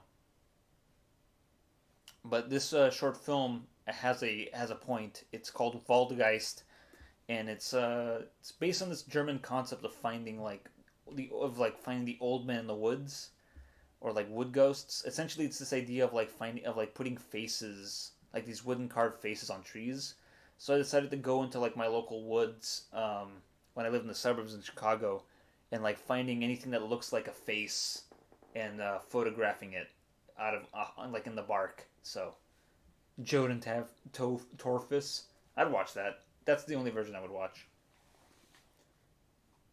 So yeah, this is just me scavenging for faces in the trees. Do you see how unhinged he is? He's not making the old age law. Yeah, there would be no Taxi Driver 2. They should have made it in the 80s or not. Yeah, well, Joker wants to be taxi driver, but it won't commit them making a character um who is unlikable. So because I said this on the most recent Tabby Radio, but Joker wants you to like him. Like the movie wants you to like Joker because it's the director's mauled about the film industry, like because the director identifies with the Joker, and also wants the rest of like Reddit users to also identify with him. So ironic how Robert De Niro is in it. That's the meme. That's the meme actually. De Niro's in it because it's also like it's a combination of both Joker and the King of Comedy, which oh man, you thought not Taxi Driver and King of Comedy. It's got both elements. It's essentially like a Martin Scorsese tribute movie, in a way, you know. So.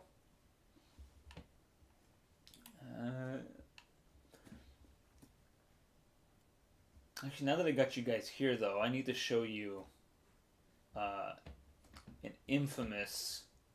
I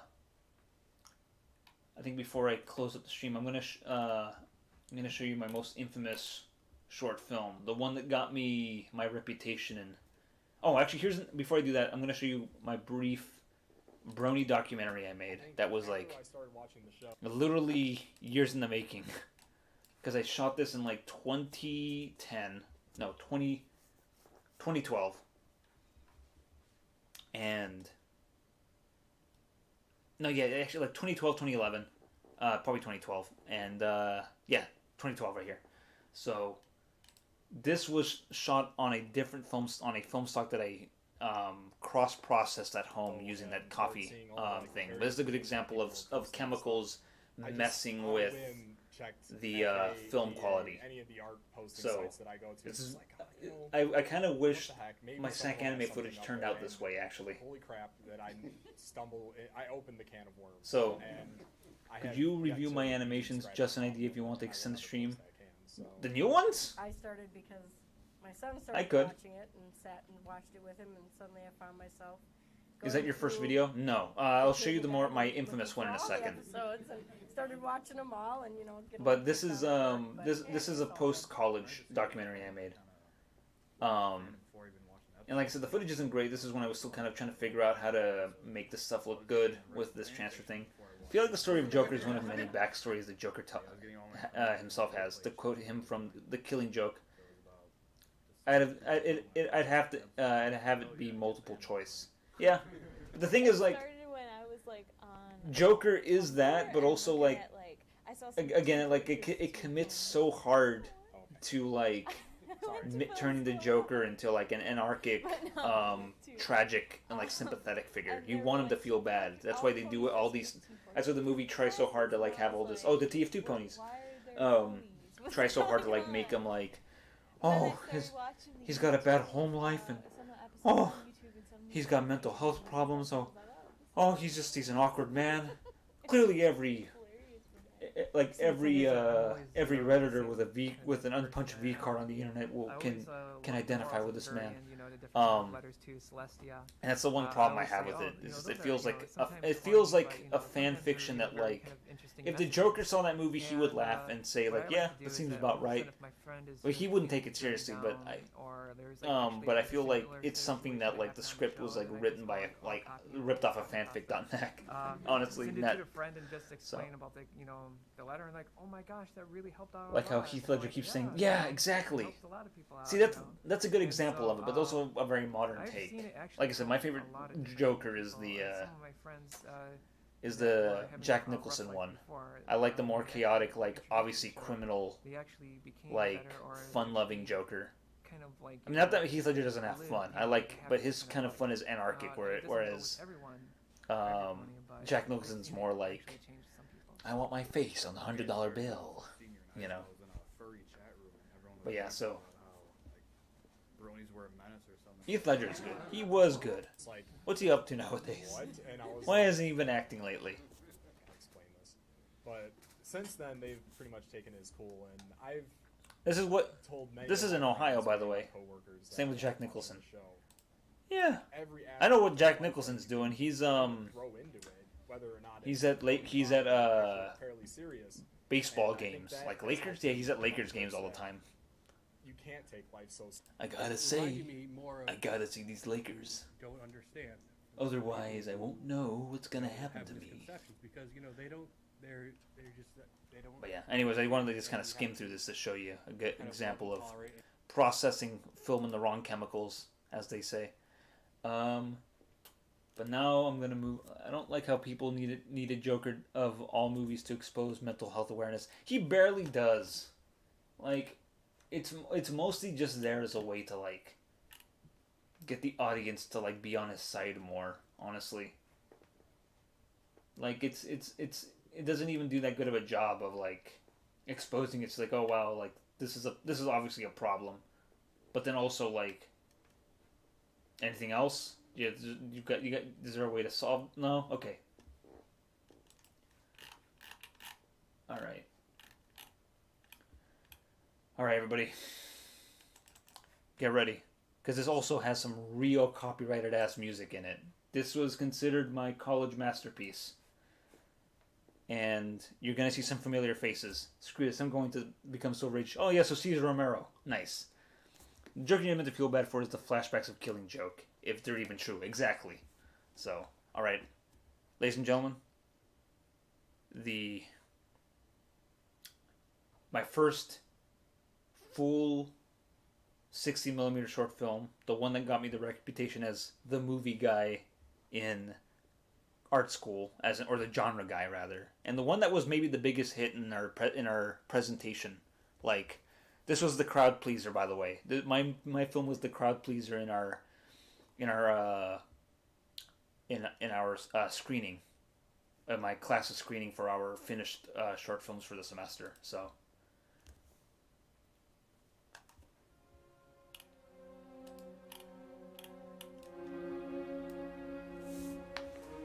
there's the man himself. It's Joffrey. Oh, there's baby me. Plus, if they keep Joker 29 insulting, just to take the whole thing as a fantasy, he's in the mental ward and leave it be. Yeah, that'd be good.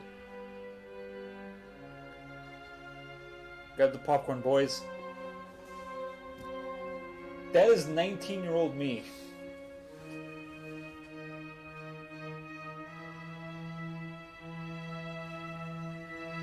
Damn, don't forget the mustache and the makeup.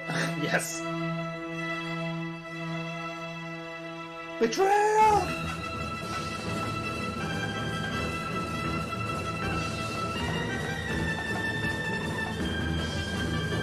And this is all shot in Chicago waterfront, by the way, near the lake. That's a little overexposure. That's a good example of like overexposure and overexposure. Slow motion.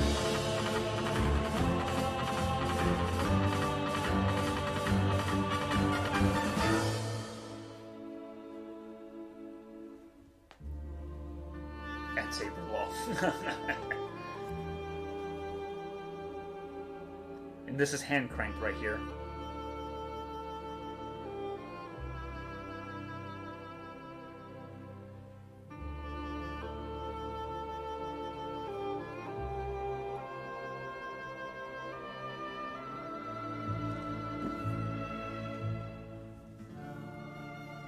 Acting.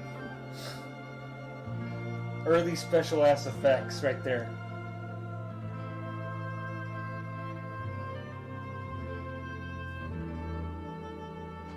Should I do a split image thing? Did not work out.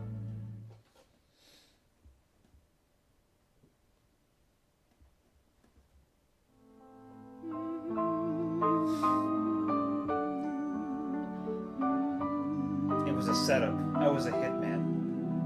And now we're gonna find out what's really going on. I had to take this guy out.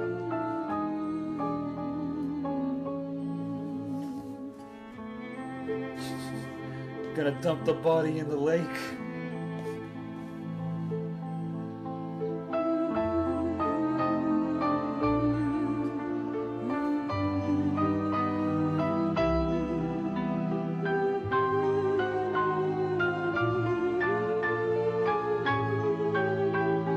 But he's not dead.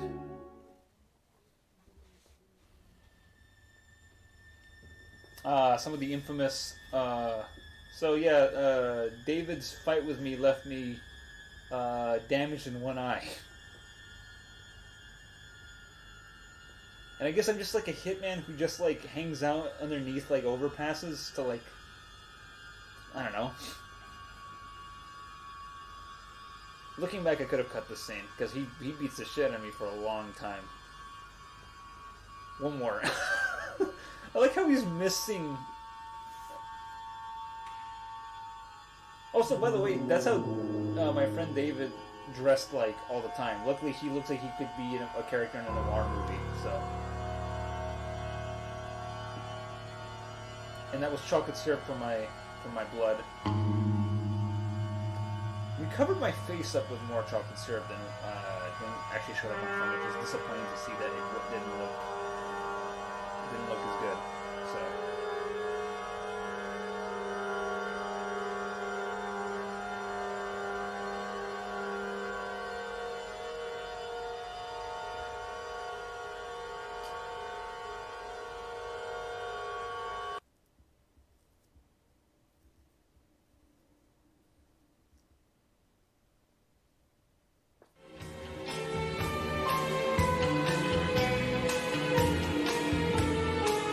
All these takes, that was the best one. Yes, honestly. Okay, this is one of my favorite scenes. Because you're gonna love the absurdity of this. So now he's beating. So now David's beating a little bit, yeah. I threw a knife from all the way up there to there. Someone explain. Saber, can you explain how a man can throw a knife?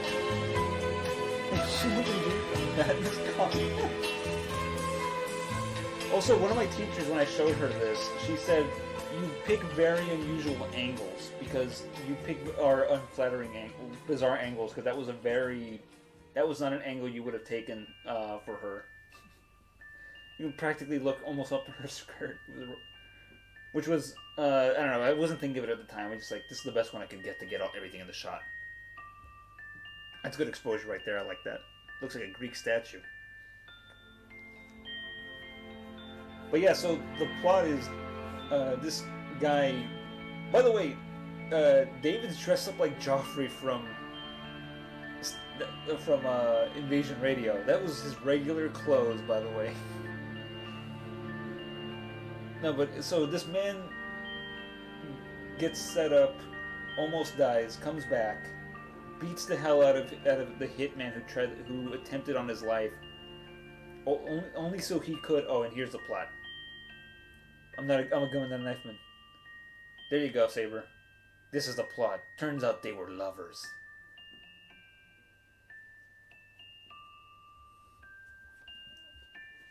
It's a betrayal. Anyways, so yeah, this is what you do. You don't kill your hitman, you just recruit him to be on your side. That's me also as her henchman, by the way.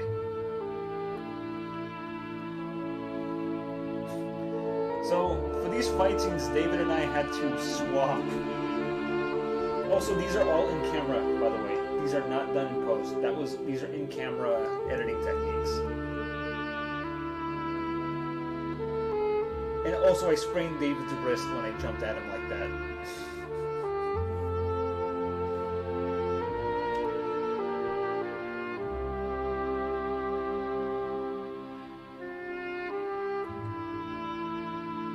But yeah, so David and I had to swap, had to take turns. How did you edit in camera? I used pretty much like, I had to transfer it and then edit it using like, Final Cut Pro, but Sweden, yes. All the special effects, like the split screens and everything, were done in camera, and it's just a matter of like blocking half the lens with like a dark piece of cardboard or something, and then like rewinding the film and exposing it again, which is why it looks kind of. Saber, what kind of gun was that?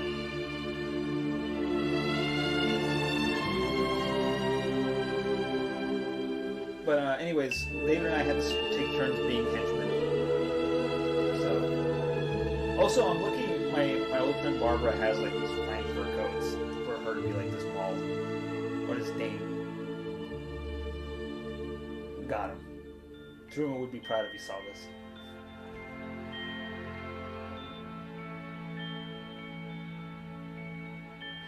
Also, I was like a junior Werner Herzog because at the end of this production, I got both of my friends who were in this film in like bad condition at the end.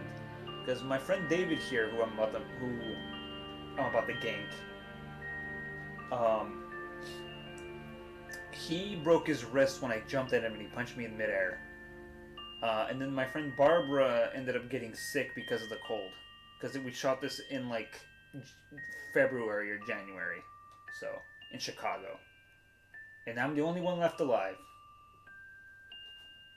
The end.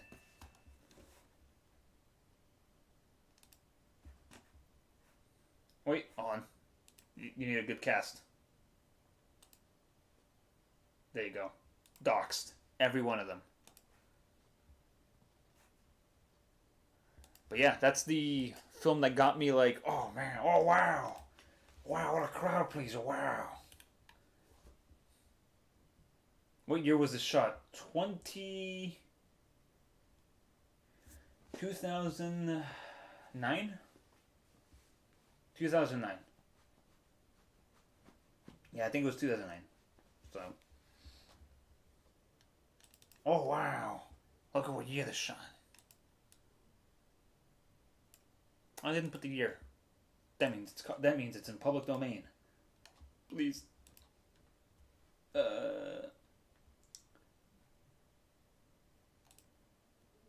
Yeah, I think it's 2009. So. But yeah, so yeah, man, that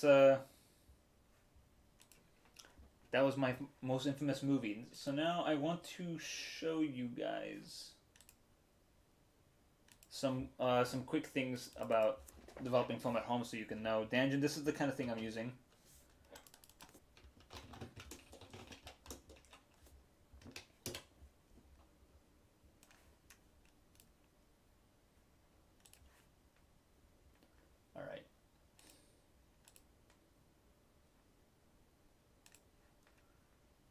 I think that's when I filmed the only stop motion I ever posted on my old YouTube. You mean your lost YouTube now? Your infamous lost media, the Saber lost media iceberg. So yeah, this is what I'm doing. This is what I use the engine. I have this at home, and it mostly works for 16 and double 8mm film. So if you want, there's some people, if you're only gonna listen. If you're going to shoot with either format, either 8mm or 16, this Russian tank, the Lomo tank, is considered S tier developing tank. This is kind of B tier because these two knobs here, you have to turn them yourself. Before I was Saber 501, I was Ultra Prime 501.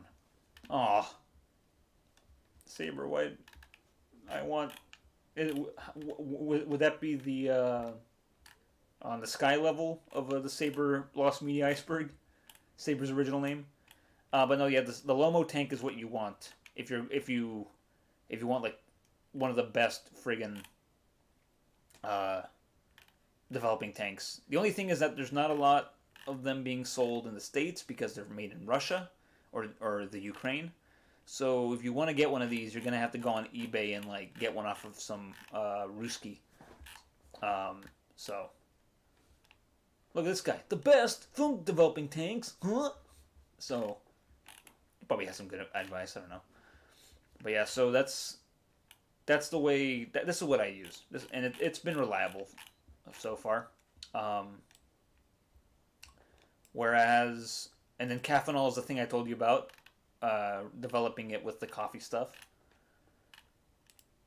Kind of a good example of that, but I showed you some of my examples. I manifested in 2016. I didn't exist spiritually before then. Dang. Wow. You manifested. Soviet film production. You know, okay, here's the thing. Eastern Europeans, from what I'm shocked at how much like everybody's still shooting on film over there. Like, I feel like film, like, they make cheaper and more abundant film in Eastern Europe. I wish I had some European followers or viewers that can chime in and say, like, actually that's a lie. It's about the same everywhere. This is literally what my bathroom looks like when I'm done developing. I deleted them. They had my real name. Oh no. Oh no. Danjin, you doxed yourself. But yeah, so if you really... So I would recommend this one if you want to do both formats, because if you get the one I have, the Morse one, you can't do Super 8. Because the reels inside of it only work for these things. You can either open them up. My cat is here to watch the stream. Ah, tell him I said hello. But if you want to develop it at home, like these reels, they either open up to 35mm or close down to 16, and 16 is the same as double 8 because double 8 is literally 16 that you then split in half and then connect together. So. But this is what I use. Like I said, it's pretty good, and you can even do like reversal, like film, like thing. Because there's a little light door here that you can do to like open up and like do the whole like re-exposure or whatever. But I don't want to mess with that stuff because the chemicals are a little bit stronger than that. I'll stick with my Caffeinol recipes and doing it in black and white. So. And then also, like, this tank works well if you're shooting on normal, just normal photo film. Like, you don't have to, shoot it in, you don't have to use it for, like, movie film. You can just use it for, like, regular photo film. But yeah, so, I think that's it. I'm gonna end the stream here. It's been a good 2 hours. I'm glad you boys stopped by to chime in to give your guys' opinions on what I showed you. Glad you even let me extend this to show you some good examples of what good 16mm transfers look like, and how you can do it at home, and some advice I might have given you. If I shoot 8mm, could I combine it with traditional animation technique? Would I have to composite everything digitally? I am glad that you asked, Danjan, because a lot of 8mm film cameras will have a single frame function. Please review my animations if you want to. I will. You know what?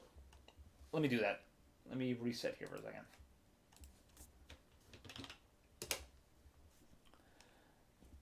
Okay, so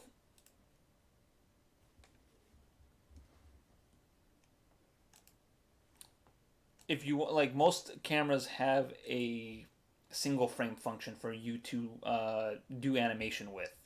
So thanks for the insight, my dude. Oh, you're welcome. All right, I'm gonna do a quick Danjan review stream here. Well, you know what? Noel and Subaru are both streaming right now. I might ditch you guys for that. No, I'm kidding. Let's see. Where are you? I like how Saber's at the top of my list because he uploads, just because he kind of uploads more. But so what was I? Oh yeah. So yeah, so most of them will have like a single frame function. That's how you do animation, and you can do that. You can obviously do traditional animation. In fact, there's some pages that are dedicated to showing you how they did it. You would have to make a lot of your own materials to get that correct. You know. So that's the one problem with it. So. Animation channels are Dead Wastelands. I like your channels. I like those guys. Me? Pip, Upload? Get out of I here. know it's our job to help this guy and everything, but I think this guy's a lost cause. He's obviously made up his mind. Why don't we just cut our losses and get out of here? Speaking of the Joker, do they have overhead mounts for 8mm? They're very small and light cameras. If you have a copy stand,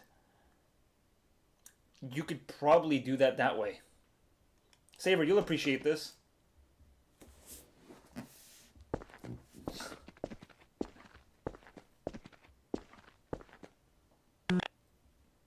I feel like this is like a Saber video right here. If like Saber made a live action video, he would make live action G mods.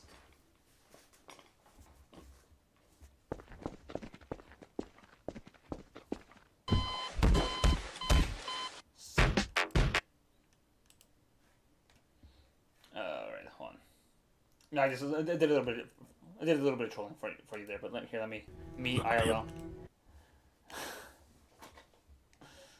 Let's see. Yeah, you know, he even looks like. I feel like Saber is very same energy. You give off a lot of like human Gmod energy.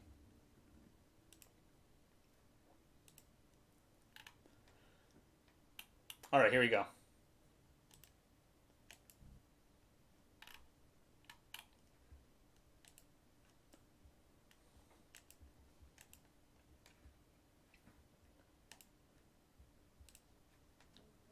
Me, RTX on. Let's see. All right.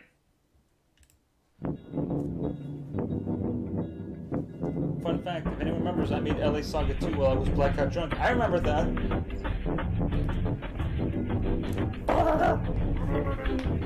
I remember that. That was very funny. It made my night. Now, Danjan, did you just take these from the original titles? No joke, if I had a bunch of dudes to film in a lot of airsoft guns, I'd have made something out of it. Peter Griffin looking ass. I'm glad Tab. I want to be on your GUI too. Joe, PLS, this is my show. That's a good. I paid for it and it is mine. You are just a simple quest door. The saga is mine. I guess I'm gonna have to fight you for it. I always knew it was what come to this. The lip flaps are great. I've prepared for this for a long time. Okay, I wanted to praise you on getting the fucking smoke in the background right. You mastermind. That's my favorite thing that you did. And that's fine. I don't blame you. But the smoke, you got the smoke right. I love it. That's also good. No.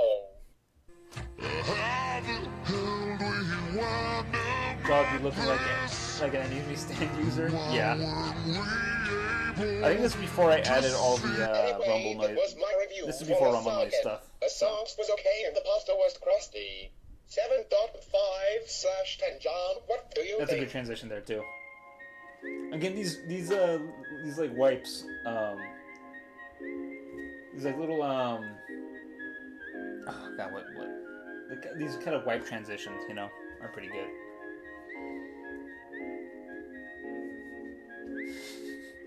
Did you get all the those original images that are faded over in the background from like the original videos? Because I don't, or did Tab get you them somehow?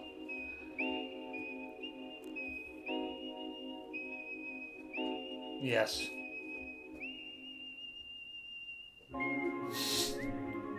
Also, I'm glad I like your little twist on my stupid jump scare at the end. Good job.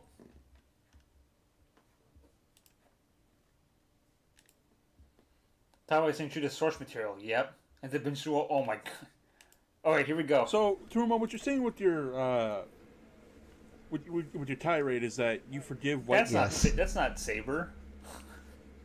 And do you speak on behalf of every Native American person in this great Yes. nation? Nice. Danjin, do you accept Trumo's acceptance as a representative of every white person in the country? Yes, I do. I need to go back. Hold on. I like Yes, how I do. Danjin's avatar keeps changing, but also I like that this is Saber. You. Do you give each other a bro hug? That's Saber. Oh, you're right. That is Saber. Sorry. I'll give a bro handshake. How about a bro fist PewDiePie? Oh, I remember when I was shown when Tav showed me that, and then it showed up in the actual animated thing, and it's just baby. You should really just start. I'll repeat myself again. You know what, Danjin? If you really want to practice more of your animation stuff, I think like animating podcast. It doesn't have to be big fellas. But you could, you know, animating like audio that you like is a good practice thing. Yeah, honestly, it'll keep you sharp, keep you fresh. You know, if you want to animate some sad AM stuff, you can too. The Gonzaga is mine, John, and you will not stop this ritual. You Is that are your the voice, by the way, problem. Danjin, or did you somehow get Tav to do this? Yeah, that's exactly it. Yeah. Also, this is very much a Jod move. You did it. Okay, I wanted to point some things out. You actually got his height correct. Because as Tav has said in real life, Jod is a manlet, so he's actually this tall. It's my voice law. That's pretty good. But here's the thing: you got the proportions correct. Like Jod is actually shorter than Tav.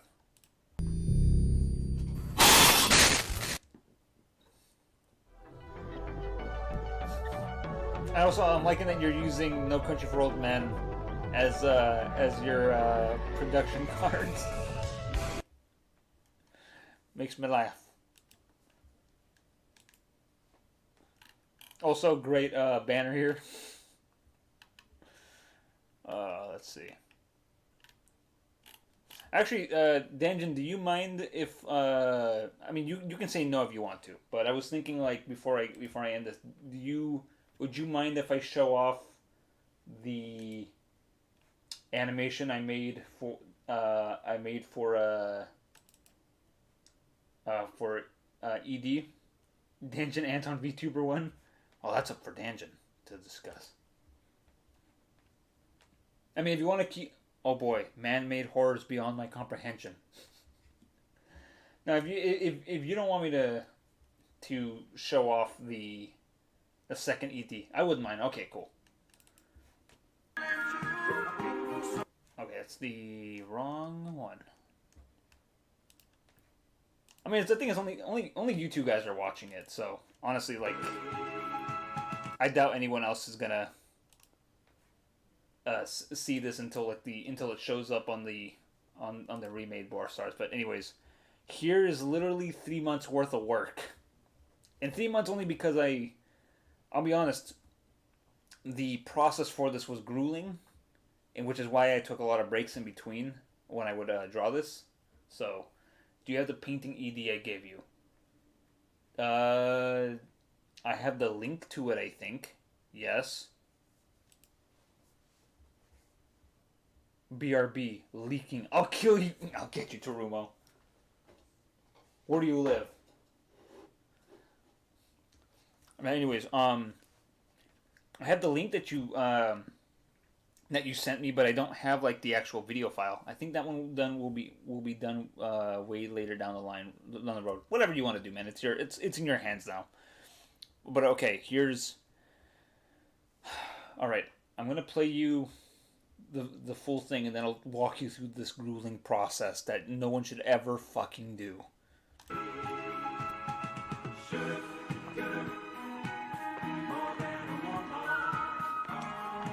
Hey man, my few minute long break film took me a whole month just because of school. Fair? South Dakota, SD. Okay, I'm on my way.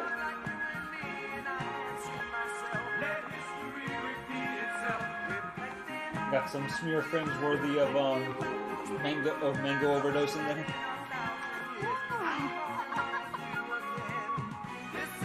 Also using the oh nice.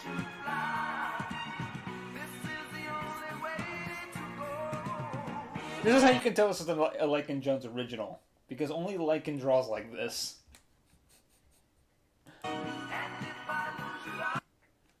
Arlene is like the prettiest character I've ever drawn. Joke's on you, I make myself suffer on purpose. Ah, fine. Okay, but I want to walk you through real quick. So, these were all individually animated, obviously. This is rotoscoped. That just looks so crisp. Thank you. So what I did was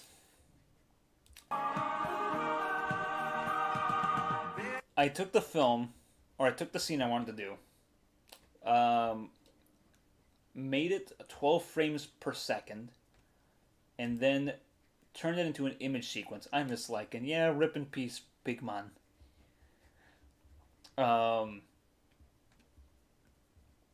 What I did was I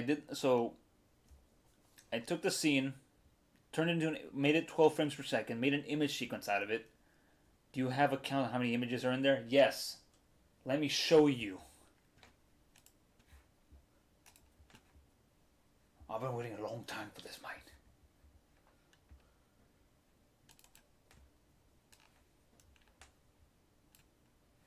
No, goddammit.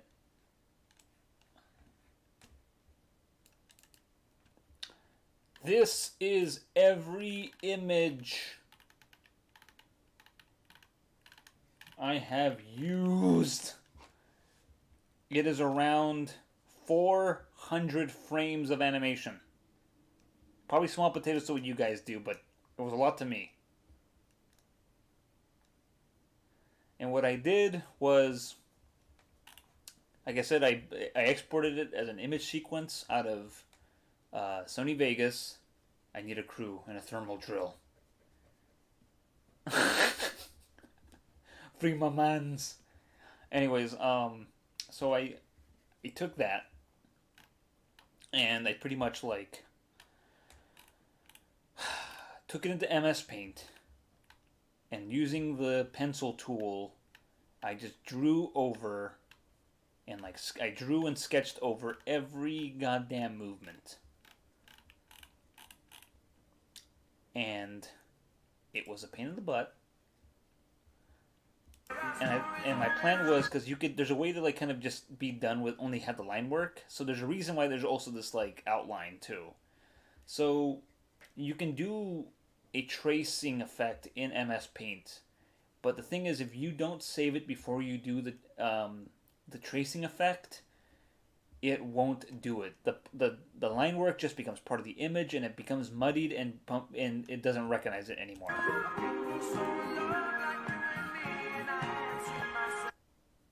So it was worth it. Thank you. And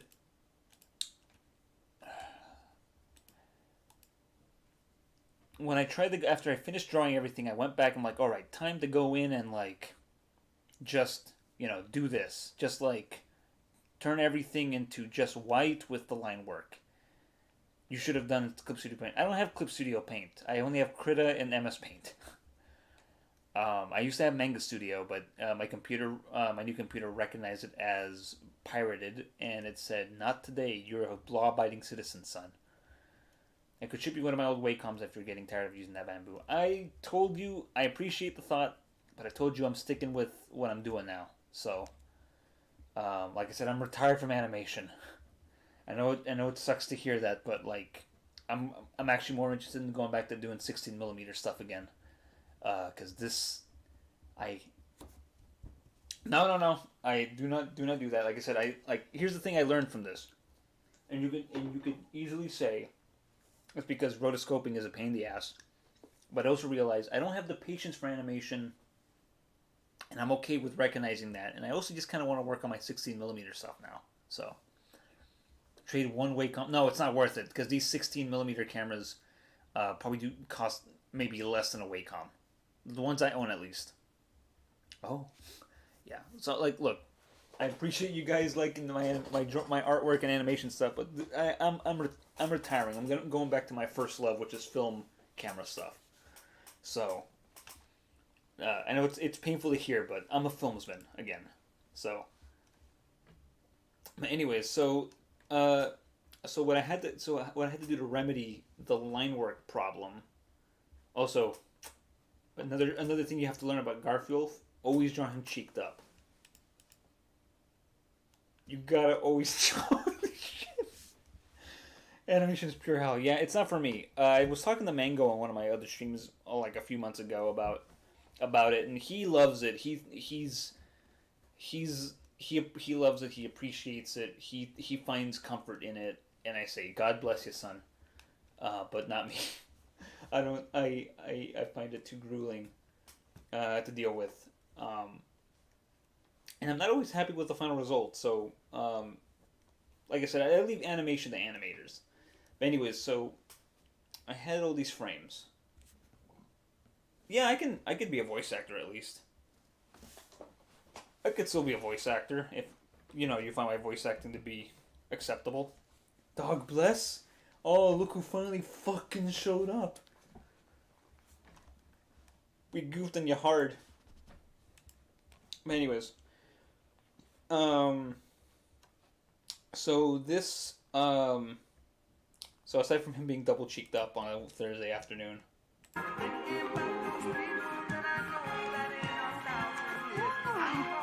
Okay, this is the thing I'm most proud of. So when I started doing the twirl, I thought like this is too many frames to twirl. So I thought, wouldn't it be interesting if I did? I like your Chicago accent for Van Houten. Thank you. Talverse brick films with Lego Lycan. Yes, I'd like to see that. I decided to make a cheat. So I decided to, I guess, as a way to also like represent their burning desire and love for each other. I had them transform it, like burst into like burning fire, passion, energy. So they literally turned into flames that I like outlined around them. So, and then slowly, of course. This is what reading old Human Torch Marvel comics gets you. You get great frames like this. But this is literally the part that I'm most proud of. That troll was well improvised. I could tell it was a cheat, but it was a smart one. Yes, thank you. It was a mega cheat because I just wanted to finish it as fast as I could, and but I also thought like I need to do, if I'm gonna cheat this, I'm gonna do something interesting, and I thought like this is the best representation of like of a better time for these two. So. And of course, I cheat a lot with like smear frames and all that. So. Oh, again, no knock on you guys, but this is how you know it's like an original. Because somehow I still have the muscle memory to draw this fucking face. But I want to show you. I'm going to show you how those frames look, though, because they're very interesting, I think.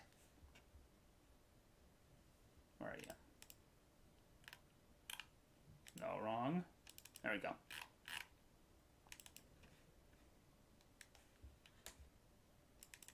Okay, so smear frames keep the world turning. Yeah, look at Mango. Yeah, again, look, a good example of this.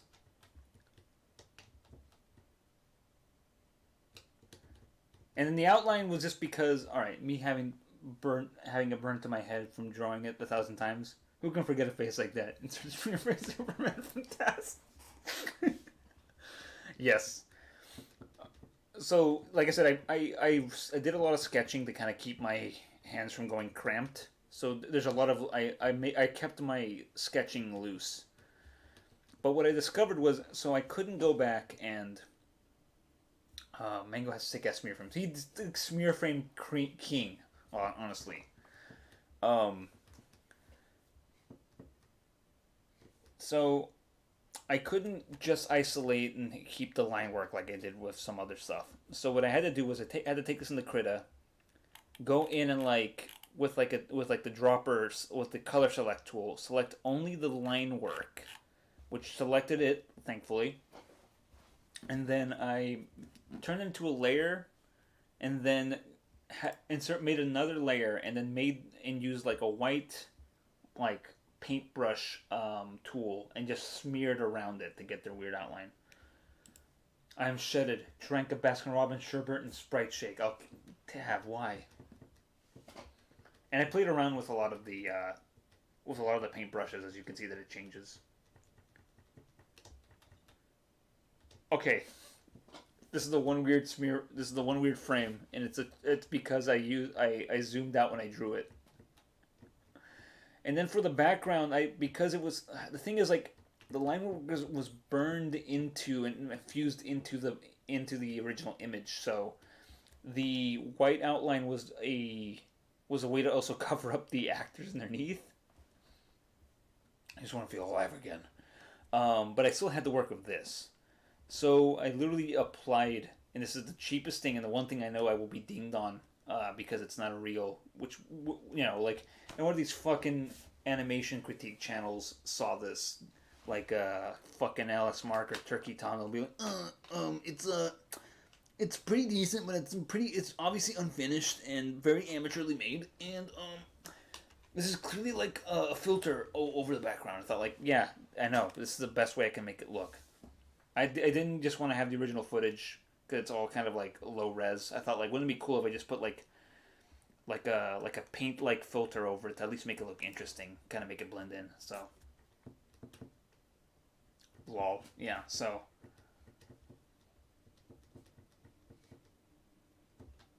they're my favorite couple. Here we go. So this is where I started getting a little looser, finally twirling, bursting into energy, into flames.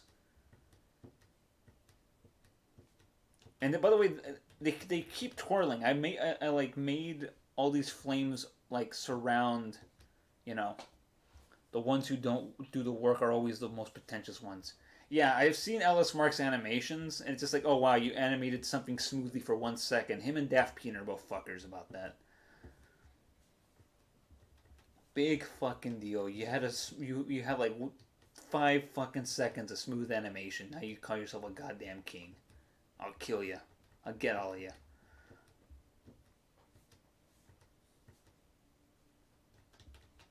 Like I said, I'm super proud of this. Especially when it gets to the pretty on brand for Borfstar, to be honest. Yes, exactly. And then when they separate too, I wanted to make sure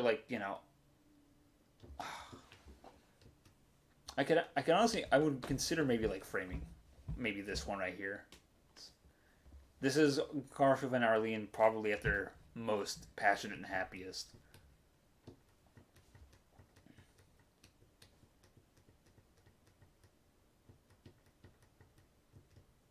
Again, all these fucking cheats, but I don't care. Because honestly, the movement, look.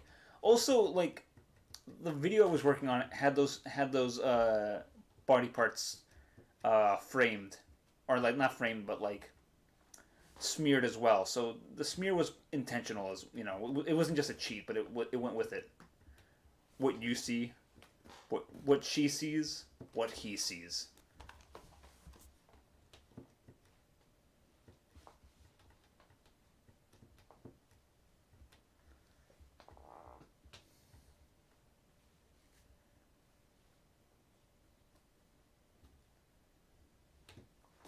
Also, I double cheeked up Thursday afternoon. I don't know why I always draw Garfield pretty cheeked. So, god damn it. I also had to make him more swole than John Travolta. And here's a little thing. So, it gets brighter and these horrible outlines are here because that's a leftover when I tried to draw the background for every single frame. I got this far, I'm all like, nope. So that's why you got this weird effect. So if you just want to like start it from like right here, Danjin, and then just go from there, you can. So you can just go from there. But anyways, both myself. Oh, the other thing that was hard to do too was like drawing those tails. They're not great. I tried my best to make sure like they at least like matched the movement, and like went with like the movement. But they're fine. They're kind of jittery, but they work. So, but yeah.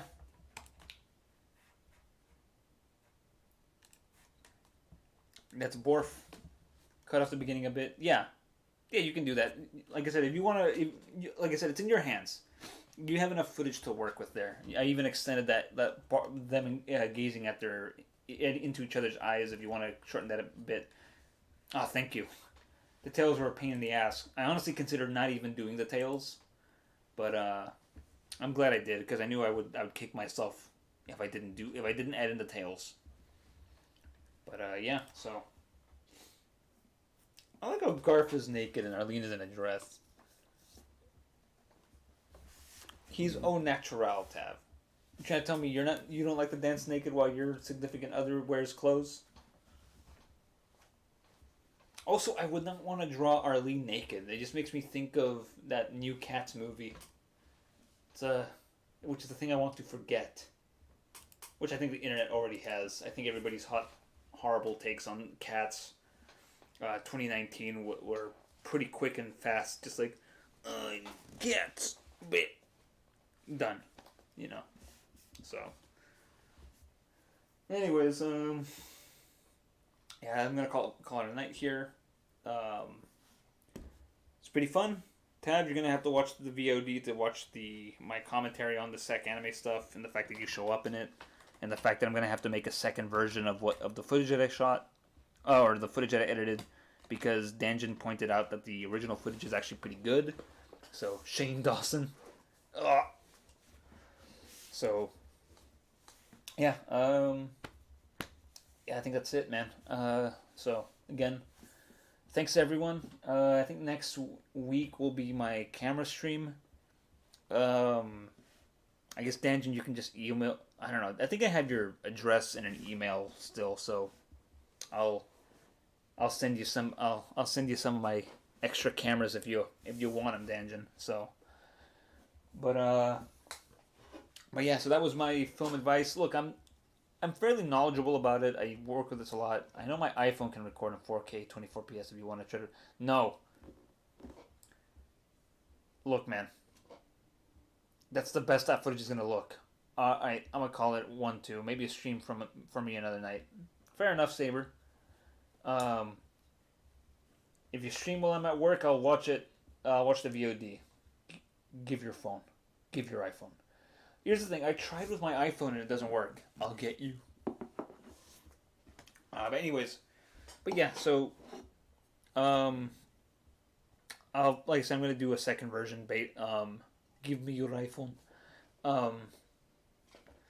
So yeah. Anyways, I'm stalling. Yeah. So thanks for everybody who showed up to watch this. I hope you took some of my film advice to heart. I hope it was useful. I've been out of the film game for so long. some of my information might not be explained correctly, but hopefully it'll be a good entry point. It's mine. I paid for it, and it's mine. Hopefully it'll be a nice entry point for you to want to look at the stuff yourself. So, and I hope it was useful. So, but yeah, so keep an eye out for the second version of that finished one with the unedited, uncorrected footage. Sorry, the uncorrected footage version. Guess I'm gonna have to fight you for it. Bum bum bum bum bum. Dun, dun, dun, dun, dun. Yeah. So, anyways, you guys can fight for it off stream. I always knew it would.